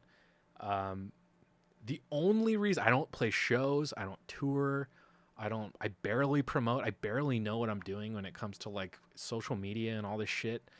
All I do is release music consistently. That's the greatest advertisement I've ever had. Is just I'm trying to do what you just said, dude. All I do, release music, consistent. That's the shit, man. Thank you. That's what I was trying to do, like a rap siren sound. It didn't really work. That's okay. But I mean, seriously, man, it's like, and I remember saying this a few years ago to people, like it or not, we are moving more and more towards a what have you done for me lately type of relationship with consumers of art. I'm not saying I like that. I'm not saying that's good or bad. I'm just saying that's what it is. That's how it is now. Yeah. People will sit and be like, you know what I'm going to do today? Watch $100 million television show. I'm just going to watch all 8 episodes today. And then it's over. And then tomorrow, what? Now what are you going to give me? You know what I mean? Yeah. Yeah. And as musicians, it's like, how do you compete with that? How do you compete with that and actually like maintain an audience and because I mean the standard thing for musicians is like, all right, I took time to reflect and I wrote my first album and it's amazing and now I'm gonna tour it. I'm gonna like play a bunch of shows. I'm gonna give it a couple more years and then eventually I'll write some more songs and then after that I'll record them and then I'll put the shit together and then 4 years later you put out album number 2. 4 years might as well be an eternity, you know. Exactly. It's so long. Even frankly, even a month, which is my current like kind of goal. I try to release something every month. That's what I aspire to do. Is release 4 songs a month. That's what I try to do. Even that doesn't feel like enough sometimes. People got to understand that how much work that takes. It does. 4 it's songs, so much. like it really seems like with everything else that like life throws at you. Yeah, to finish one song. And I really do understand because it from the outside it doesn't seem like that big of a deal to me either to finish one song. Yeah. So what? Yeah. Just finish the song. Yep. But it's huge. I mean, I've worked on and recorded thousands of songs, and every single time I'm like, Jesus Christ, this is going so slow. Yeah. Like every time. Yep. I still haven't like learned that to make one song and is not a quick process. Yeah, and on top of that, the fact that I'm pumping out 4 songs in a month is not some kind of testament to how good I am or anything like that. I cut corners all the time. All the time. I like my biggest conceit of making Black Market, especially early on, was I'm just going to put it out no matter what. Some of it's going to suck. Like some of the songs are going to not be finished. Some of the songs I'm going to get ripped on. Like some of the songs are just going to have errors, you know? There's just going to be stuff I think you might be onto something with that though. I think that might be a reason why that music was so good. It could be. And why some of the music that, artists like myself and other people who just incubate something for so long, it just is not as good. It's different. It's different. Yeah, it's different. And it's like, personally for me, I can't even listen to some of the early stuff because there's so much warts and all about it. But if you were to ask me at the time, I would say, oh yeah, I know that that's like not that good, but I'm putting it out because the only thing that could come from me putting out something that I know is like could be better is I'm gonna get amazing feedback. I'm gonna get way better feedback than someone just being like, oh my god, that was amazing. It's like, okay, cool, thanks. Where instead, if I get someone being like, dude, you're really onto something with that song, but like that bass groove or that drum part, it really is like suggesting a different kind of bass groove that maybe you're not aware of, or whatever technique you're doing, mastering. Did you get people telling you stuff like that? I would saying stuff like that. Yeah, honestly, wow. and I would search it out too. Like, to be fair, wow. That's cool. I would post it in certain like Reddit forums where it was like, critique my song or whatever and stuff like that. I see. And, okay. I would get good So you feedback would from go it. looking for that feedback. Not always. It sucks, it does suck, but Sometimes people give it to you when you're not asking yeah, for it. exactly. Um, Uh, but man, yeah, only good things have come from just putting music out. Only good yeah, things. Nothing bad has ever come from me being like, yeah, I'm going to put some music out today. that is the biggest inspiration that I've taken from you. The biggest specific thing is keep releasing, Yep. put out more. People want to listen. People want it. People want to hear this stuff, man. They do. Yeah. They're interested.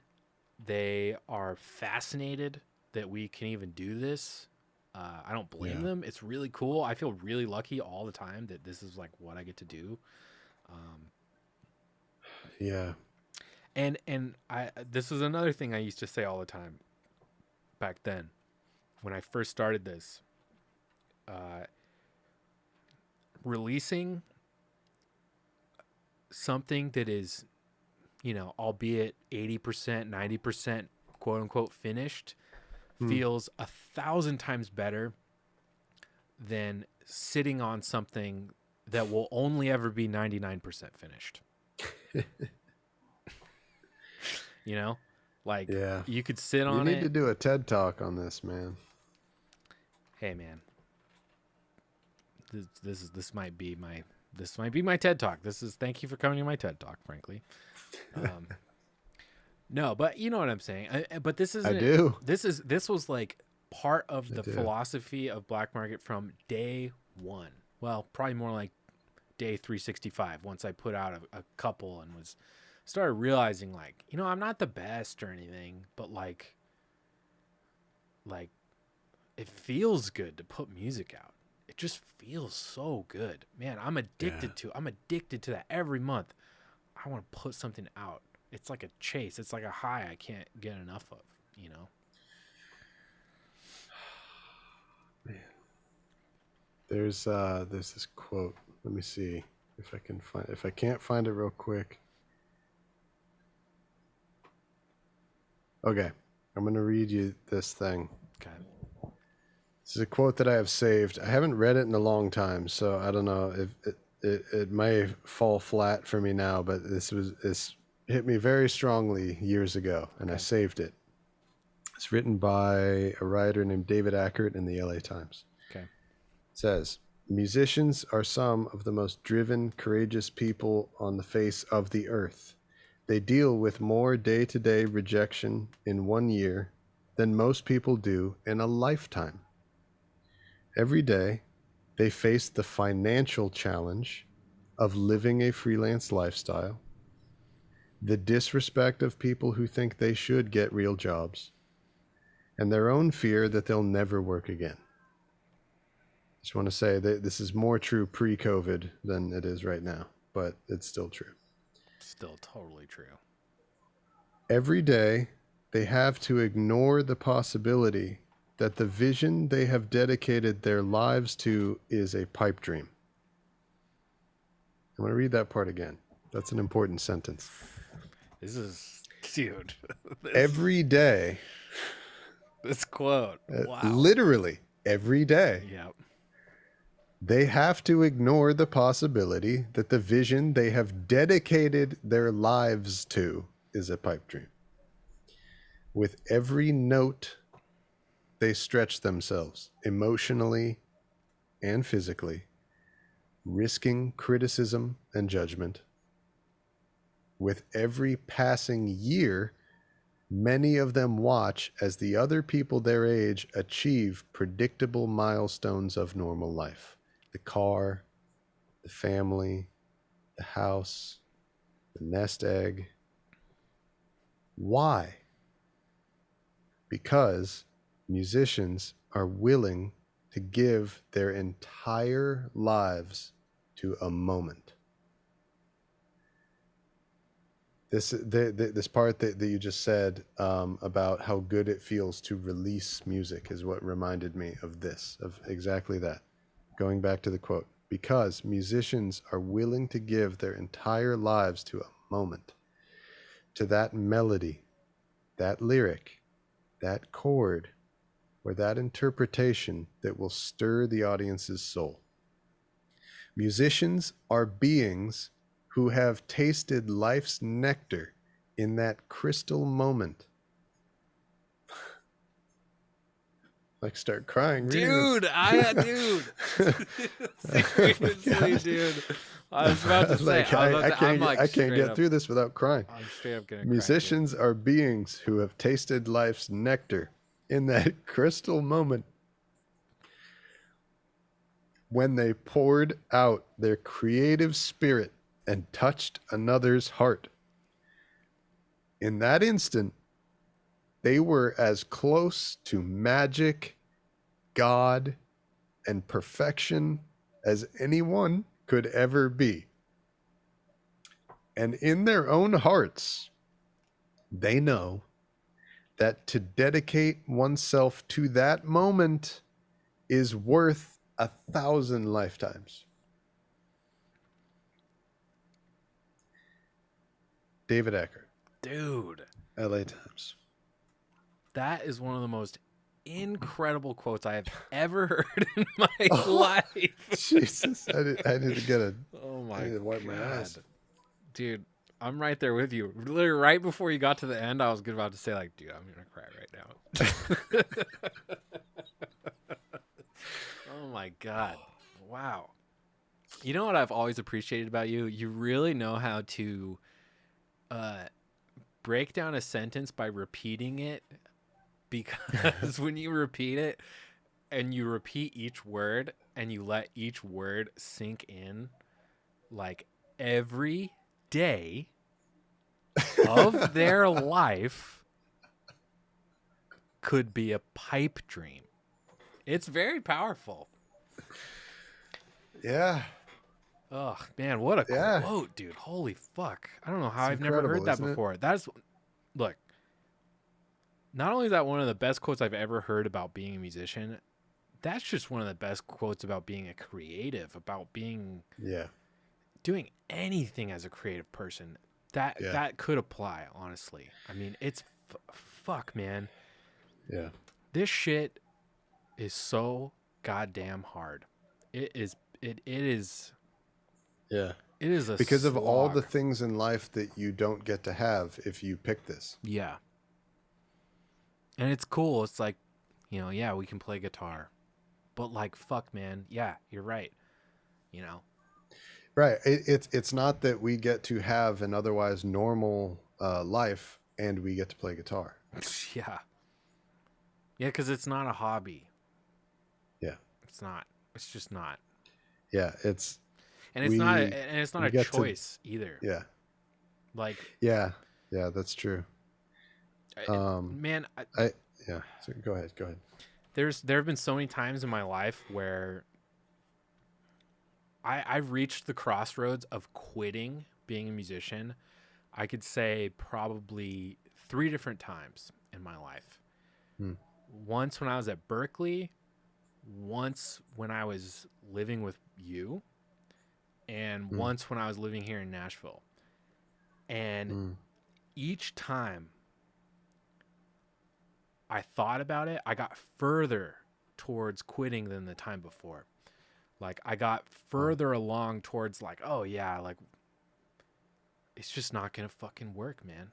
Like, I'll just figure something out. To the point where once I thought about quitting the 3rd time in Nashville, and this is before High Noon, this is after all the black market shit I did. This is like, I was approaching my 30th birthday, or might have been approaching my 29th birthday.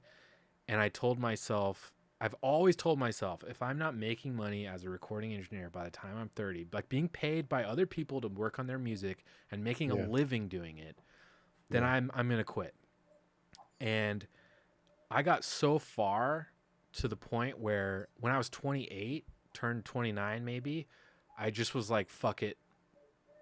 How am I going to pull this off in a year? I'm not going to fucking be able to do that. So you said fuck it to the 30-year-old limit? Yeah, I said, fuck it, I'll quit at 29. Oh, Yeah. okay. I was I see. so I disheartened. see. That's like how I see. disheartened I was. And I spent six I see. months learning another trade. Learning What trade did you learn? my I didn't know that. one of my brothers works in Salesforce, or worked in Salesforce, which is like a program, some kind of program for businesses, you know. Oh God. So I took the tests. I fucking Yeah. did all the shit, downloaded all the books, read all the shit, made flashcards, learned all this Salesforce shit that is like, look, Salesforce, good company, I'm sure. People make a lot of money doing it, which is why I was enticed by it. Yeah. And I got to a point where I was just like, and this is what happened every single time I tried to quit. And the last time I went through trying to quit, I every time I realized I can't quit. Yeah. I literally can't do it. Yeah. It's true. I don't have It's a true. choice. None of us have a choice. If you're a musician and you've made it your life, like if you started playing an instrument when you were 8, 9, 10 years old, that's it. It's baked into you, man. You might as well, like, you have to figure out a way to do it, because if you don't, you'll never feel the true fulfillment. You know, Yeah. you'll never get it.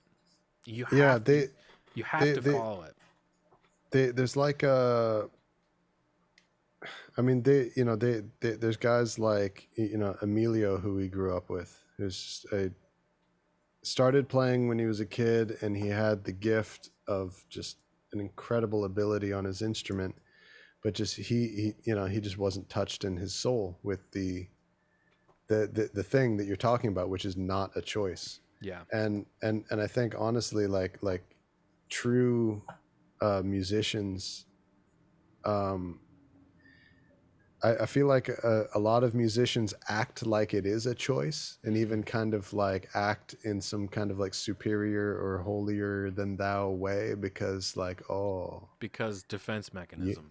you're like doing a job, and I'm like, I'm just a creative dude. And to me, that is so fake, and Yep. it is so phony to act like that, because if I were to pretend like this was my own conscious choice to live this lifestyle, that's a lie. Totally. I agree. The credit doesn't belong to me. Nope. It wasn't up to me. It's out of your hands. Right. So it's not something that I need to act like is like I deserve credit for it, because I don't.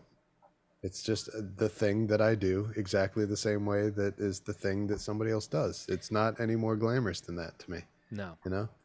You're And I don't understand it any more than that. It just is. I don't know.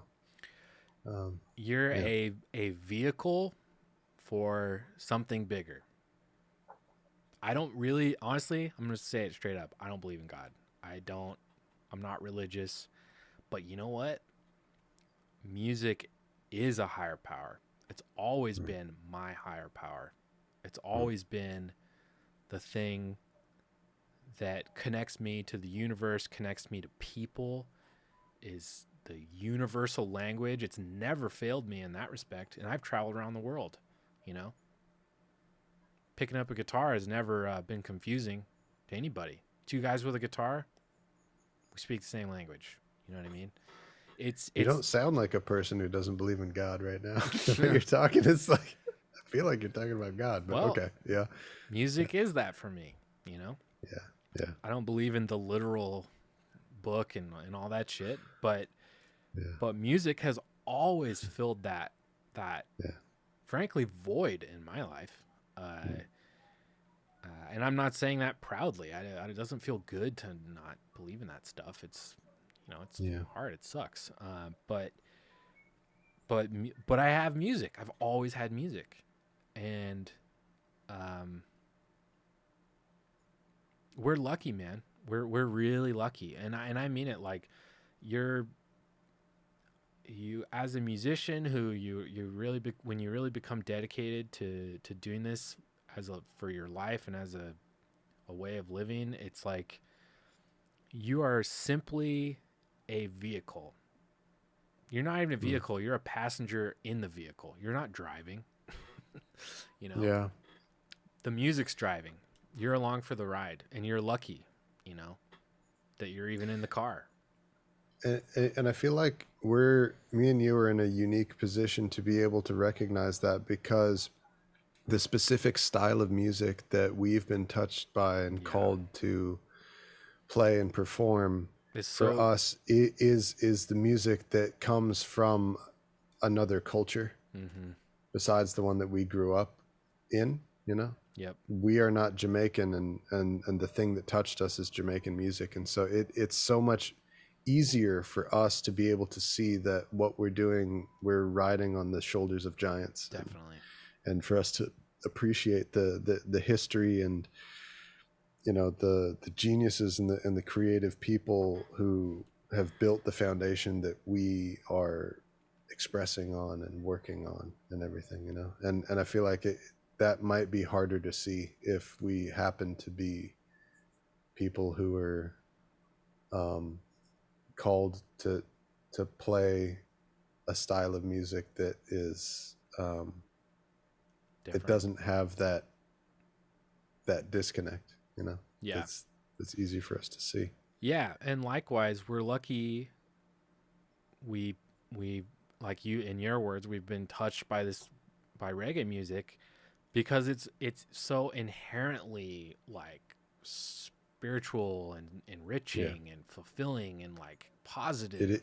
It is spiritual, dude. It is 100%, and it's one of the things that really bothers me about like ganja reggae and the notion in our culture that the most prominent like aspect to reggae is its connection to weed culture. Totally.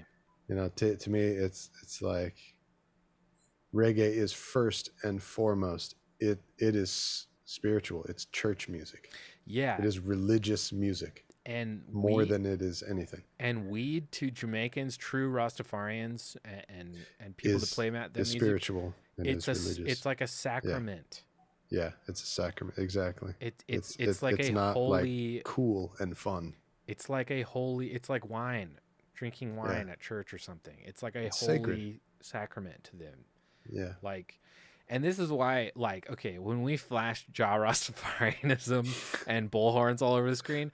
Yes. We're not making fun of that, because we have so much respect for that culture. Yes. Yo! We're doing it because we know how ridiculous, how stupid, and silly it is for us to even pretend to have any kind of, you know, like connection to real authentic. Yeah, and I really feel like I'm able to find my connection to it by beginning with acknowledging that it is not mine. Yes. If I can begin with the acknowledgement that this is a thing that is not mine, and it is someone's, and it does exist, and it is sacred, and it is special, I can start from there to have my own profound relationship to it. Yeah. And on top of that, and we've spoken of this before as well, like, hey man, this music's been around a long time now, 50 years, 60 years now. Like the original 60 years. Yeah, that's right. The original practitioners of this music, they're few and far between these days. And, you know, if you play this music, and me and Brandon both feel really strongly about this, you're stewards of the style, the culture, the music. Yeah. Like we're helping carry the flame of the music. You know what I mean? So when you see some slightly or very stupid band, you know, just singing song after song about how awesome it is to take bong loads, it's like, dude, you are fucking missing the point, man. You are missing the point. And it's you want to know what's more disrespectful than flashing Ja Rastafarianism on the screen? Is building an entire career Building an entire career where the only thing you take from this incredible music that we get to play is that you get to smoke weed.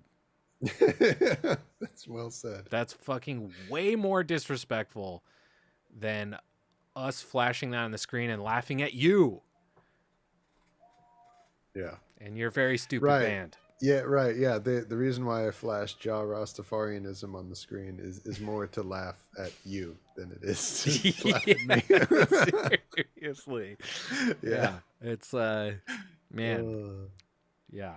That's I don't know, but it's just like, and it's just one of those things that you have to lean into, you know, like, I mean, fuck, what am I going to do? I'm a yeah, we're two dude white guys from California playing white fucking guy reggae. and I play reggae. Like, what can I say? Like, Yeah. every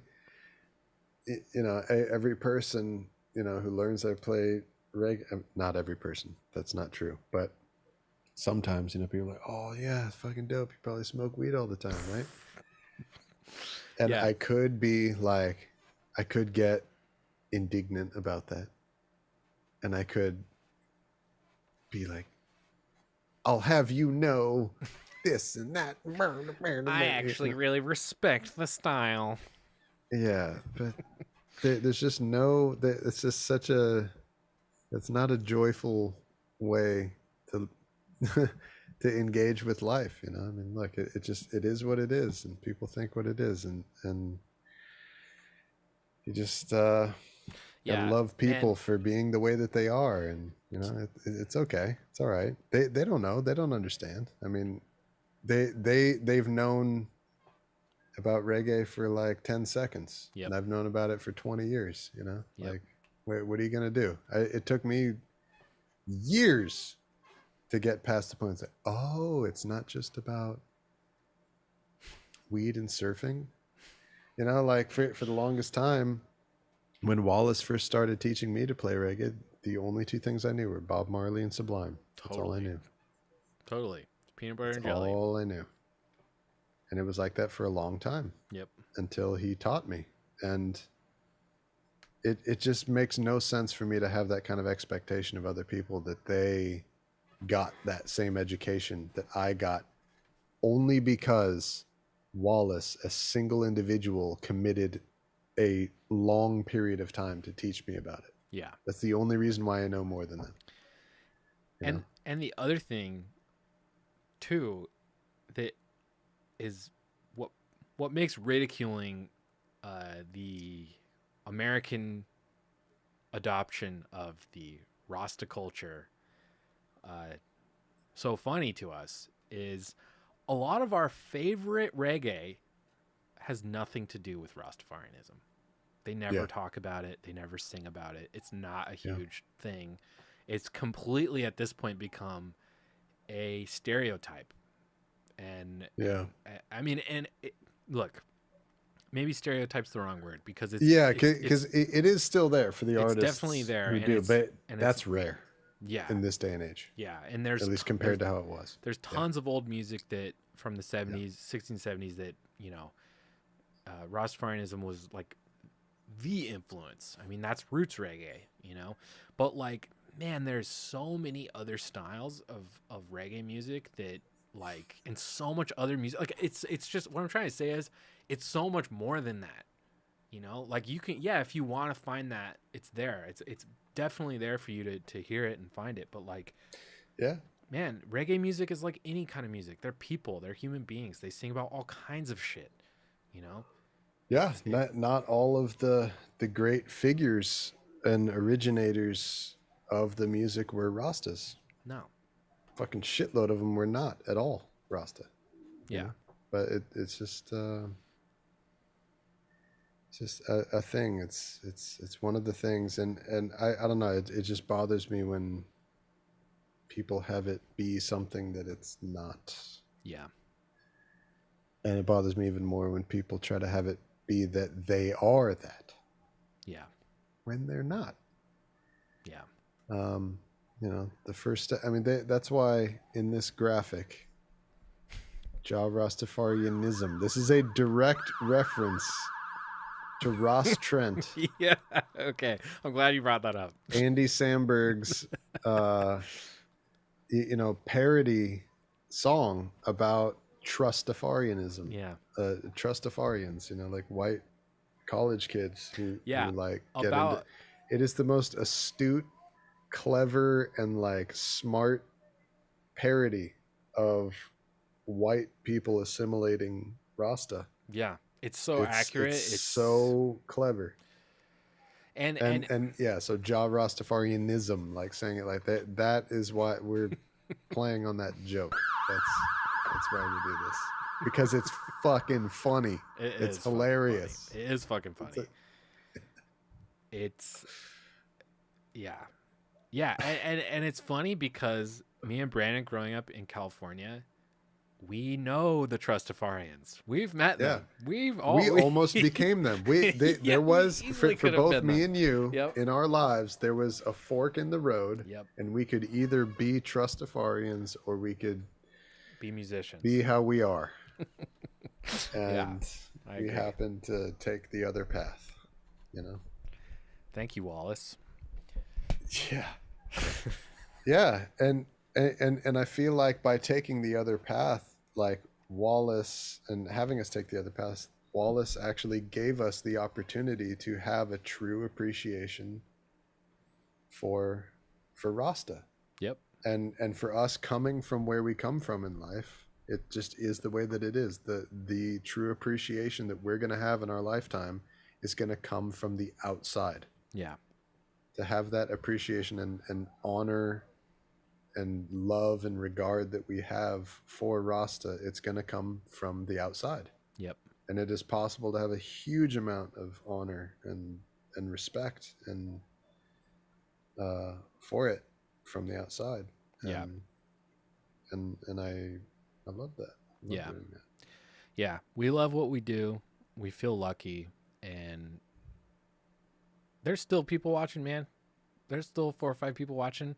Thank you guys for hanging in there and watching all this. It's really amazing. Through me and Brandon's TED Talk and all of our takes we just did of this song, and it's turned into a podcast. it did kind of turn into a podcast. That's cool though.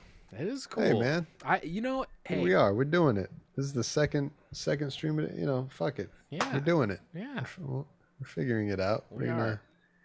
We're not figuring out the technical stuff, but no, my shit is still blurry, but we're just shooting from the heart. Everything's in mono. Playing from the heart. Everything's mono and very blurry. Oh, and everything's in mono. Everything's in mono and very blurry, but we're here. We are here.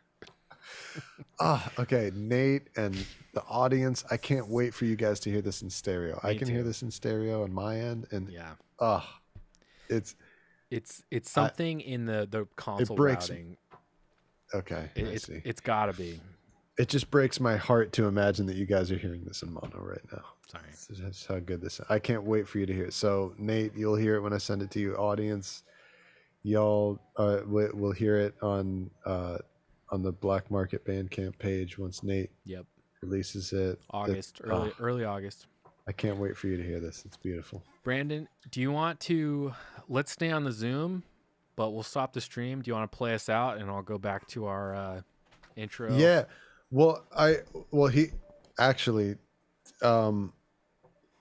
I feel like there's one ingredient left in our, for it to be a real actual recording session, which this is. This is first and foremost actually us recording this music, and second, a stream. This is no different than how we would be doing it in person.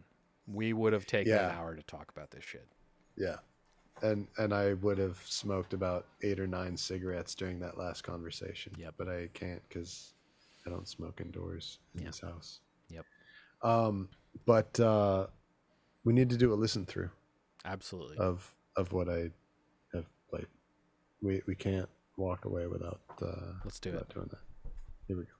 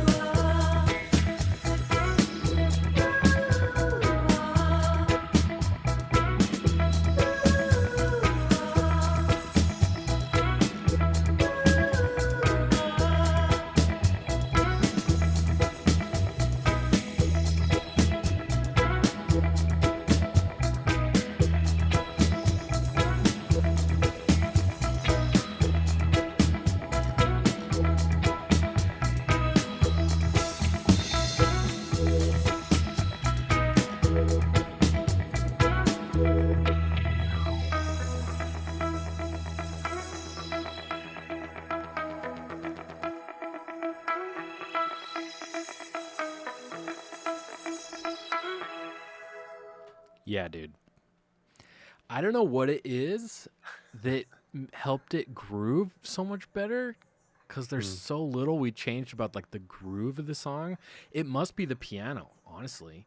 The piano that I played was super on top of the beat, I feel like, and yours lays off a little more. Yeah. That and the guitar part is just killer. I mean, and it's an essential part of the song. Yeah, I don't know, man. I went from I genuinely I think mean you're this. right. It's just I because the drums, so that drum pattern that like, just the drum pattern from number one, Gregory Isaacs. I don't know what the name of it is. It must have a name. yeah, it's very unique. It's not. Yeah. But the drums are so they push so much that the secret to making that bounce and basically making it like that your brain doesn't get tired of hearing it after 30 seconds is that the skank has to be just like so chill and relaxed while the drums, you know. Yeah. Yeah, I mean this. I went from being genuinely concerned about the state of this song when I gave it to you to being like, this is really good. This is fucking killer. Like, I mean it. I really mean that. Like, good. And I can't even put my finger on exactly why that is. I mean, the parts you played are great, and you did a great job, and they sound great. But the fact that the groove feels tighter now is kind of mind-blowing to me. Interesting. But yeah, I mean, maybe the spring. I mean, I listen to it with spring. I put my spring all over that shit when I'm listening to it at home. I really think it's what you played. I think it's the piano. The piano just helped everything sit better. Yeah, that makes sense. Yeah. That's really interesting. And now I'm really curious. I'm going to do a little experiment here. So this is your piano.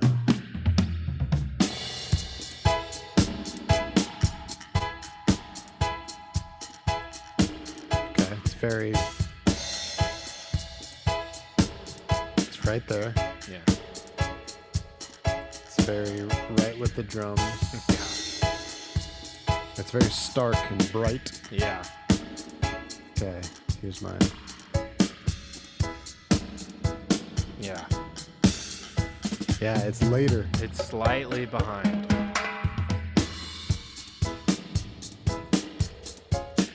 And it's playful like the drum beat. Oh, playful. There's a good word.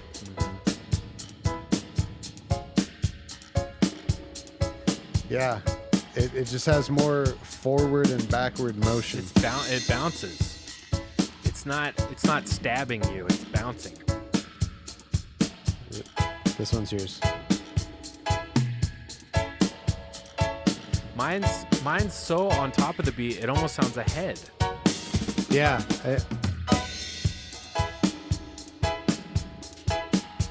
I think it's really precisely on the beat. Yeah. It's right where the note is.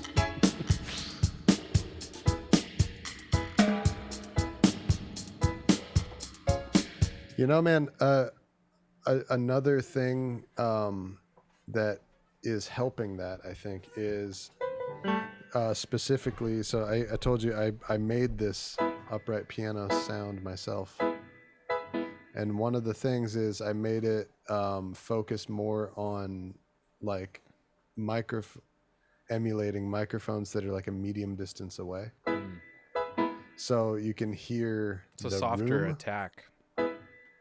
Exactly. So the main portion of the sound comes a few, some number of milliseconds after you play the note.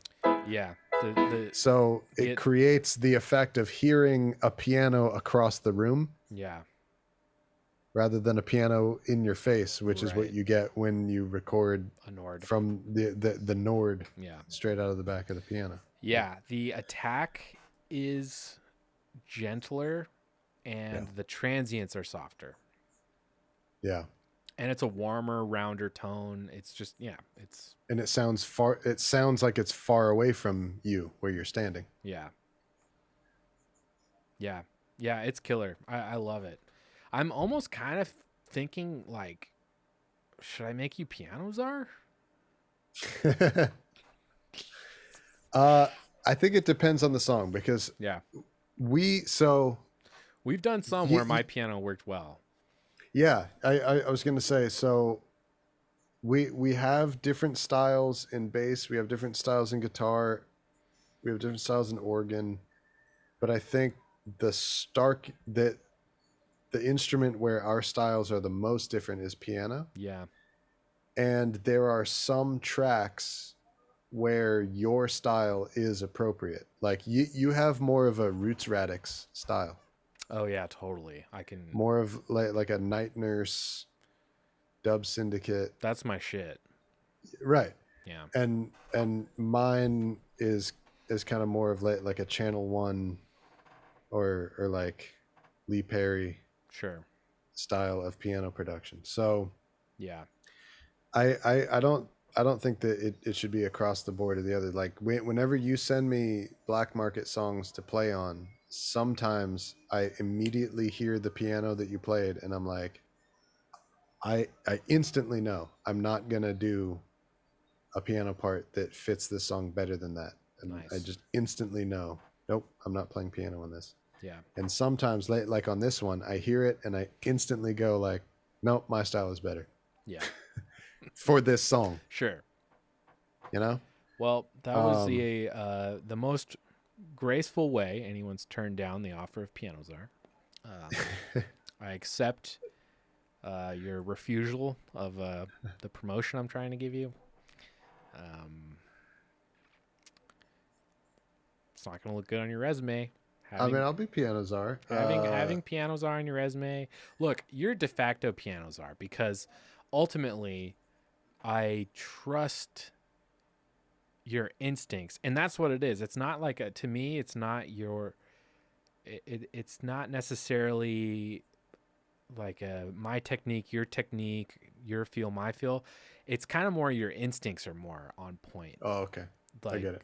And Okay. I don't like your instincts for what would work Yeah. better. Okay, so when it in comes that to- case, here's what I'll do. I will be piano czar, and my first edict as piano czar Okay. is that you must play a piano track on every song Wow. before giving it to me so that I can hear and know Then if we this is one of the songs where your style is the right style. okay. That makes Because sense. I can't do your style. Right. Because, yeah, then we'll at least have the option, Yeah. you know. All right. I accept your edict as piano czar. Like you do different embellishments, you know? That's true. You know, my thing of the fucking all the little fills, you play different ones that I don't play. Right. And in some songs they are just like so on point, and that's exactly what's right for the groove. And whenever it's like that, I'm really glad that you played it because I can't do it. Right. You know. Cool. Well, you're always great at suggesting we hold the course, keep doing what we're doing because it's obviously working. So that's what we'll do. I hope God, I hope that if we don't, like, we're not like 60 years old and we're like, how come we haven't made any strides? It's like, oh shit, it's because we keep listening to fucking Brandon who keeps saying, nope, don't change anything. Keep doing what we're doing. Don't change the flow. No, we're good. We're good. And it turns out that I'm the reason why we never were successful, because we never risked or tried anything. That's a fear that I have. I do have that fear. No. We're already doing good.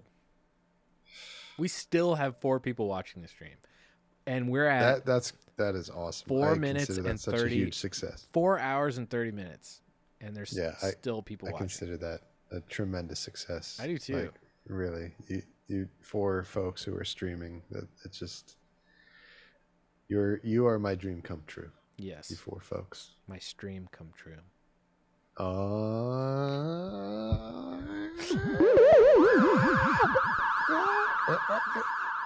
Oh shit! Wait, where's it? Wait. Okay, there. You need a big. There. You need a big red button. Yeah, that's it. Oh man. I know there's a way to do that. There has to be. Yeah. Because OBS has hotkeys, so if you just like if you plugged a button into like a USB port and you literally press that into OBS, that's literally all you'd have to do.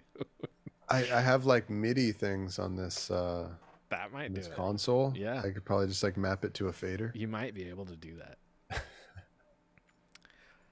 Yeah, I did that with the synth part. I mapped the envelope filter to a MIDI knob on my console. It was fucking awesome.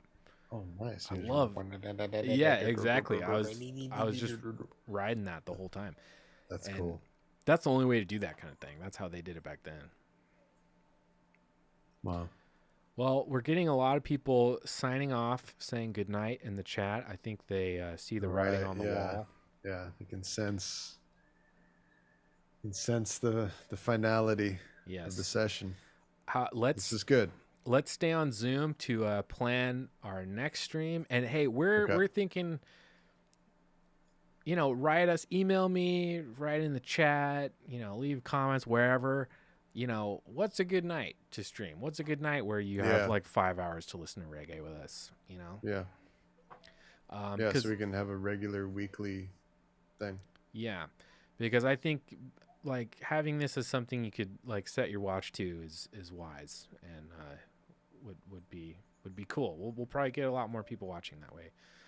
And like we said before, it's not always going to be on my channel. Sometimes it's going to be on Brandon's channel. It's really dependent on like what we're doing. And if we're working on Brandon's music, it'll be on Wise Owl's channel. If we're working on Black Market, it'll be here. And that's how we'll split it. Yep. Well, Brandon, let's stay on because we can chat about everything that went wrong during this stream. Okay. And all the stuff you don't even know went wrong during the stream. Yeah. Yeah. Wow. Thank you everybody for watching. We love you. This has been really fun. Yeah. Keep an eye out for when this gets released. Do you know yet, Nate, when the finished Blondie EP will be released or no? Yeah, probably the first Friday in August. I don't know exactly what date that is, to be honest, but I try to just release it. If there were a Bandcamp Friday, that's kind of been my standard release date now. So I don't know exactly what date that is. Let me see. Okay. I don't have a calendar on me right now. Cool. Yeah. And yeah, please, everyone out there, if you don't already follow or subscribe to Nate's Black Market YouTube channel. And Patreon's huge. Contribute to the Black Market Patreon. Click the follow button on the Bandcamp. And there's a link for Black Market. That makes a big difference for us too. All these links are in the description as well. So you've got and also on mine too, please. Yes, Brandon's. If you don't already. Yeah, on the Wise Owl YouTube, the Wise Owl Bandcamp. The links are there in the description. Yes. If you don't already subscribe or follow, it'd be great to have you. There's more music just like this made just for you that I would love for you to hear. Jaw. Rastafarianism, everybody. Don't forget. Do you want me to play us out with something? Yes. I think the track would be cool. Just the track. Yeah, our track. Run the track. Run the track. Run the track. Wait. There we go. Run the track.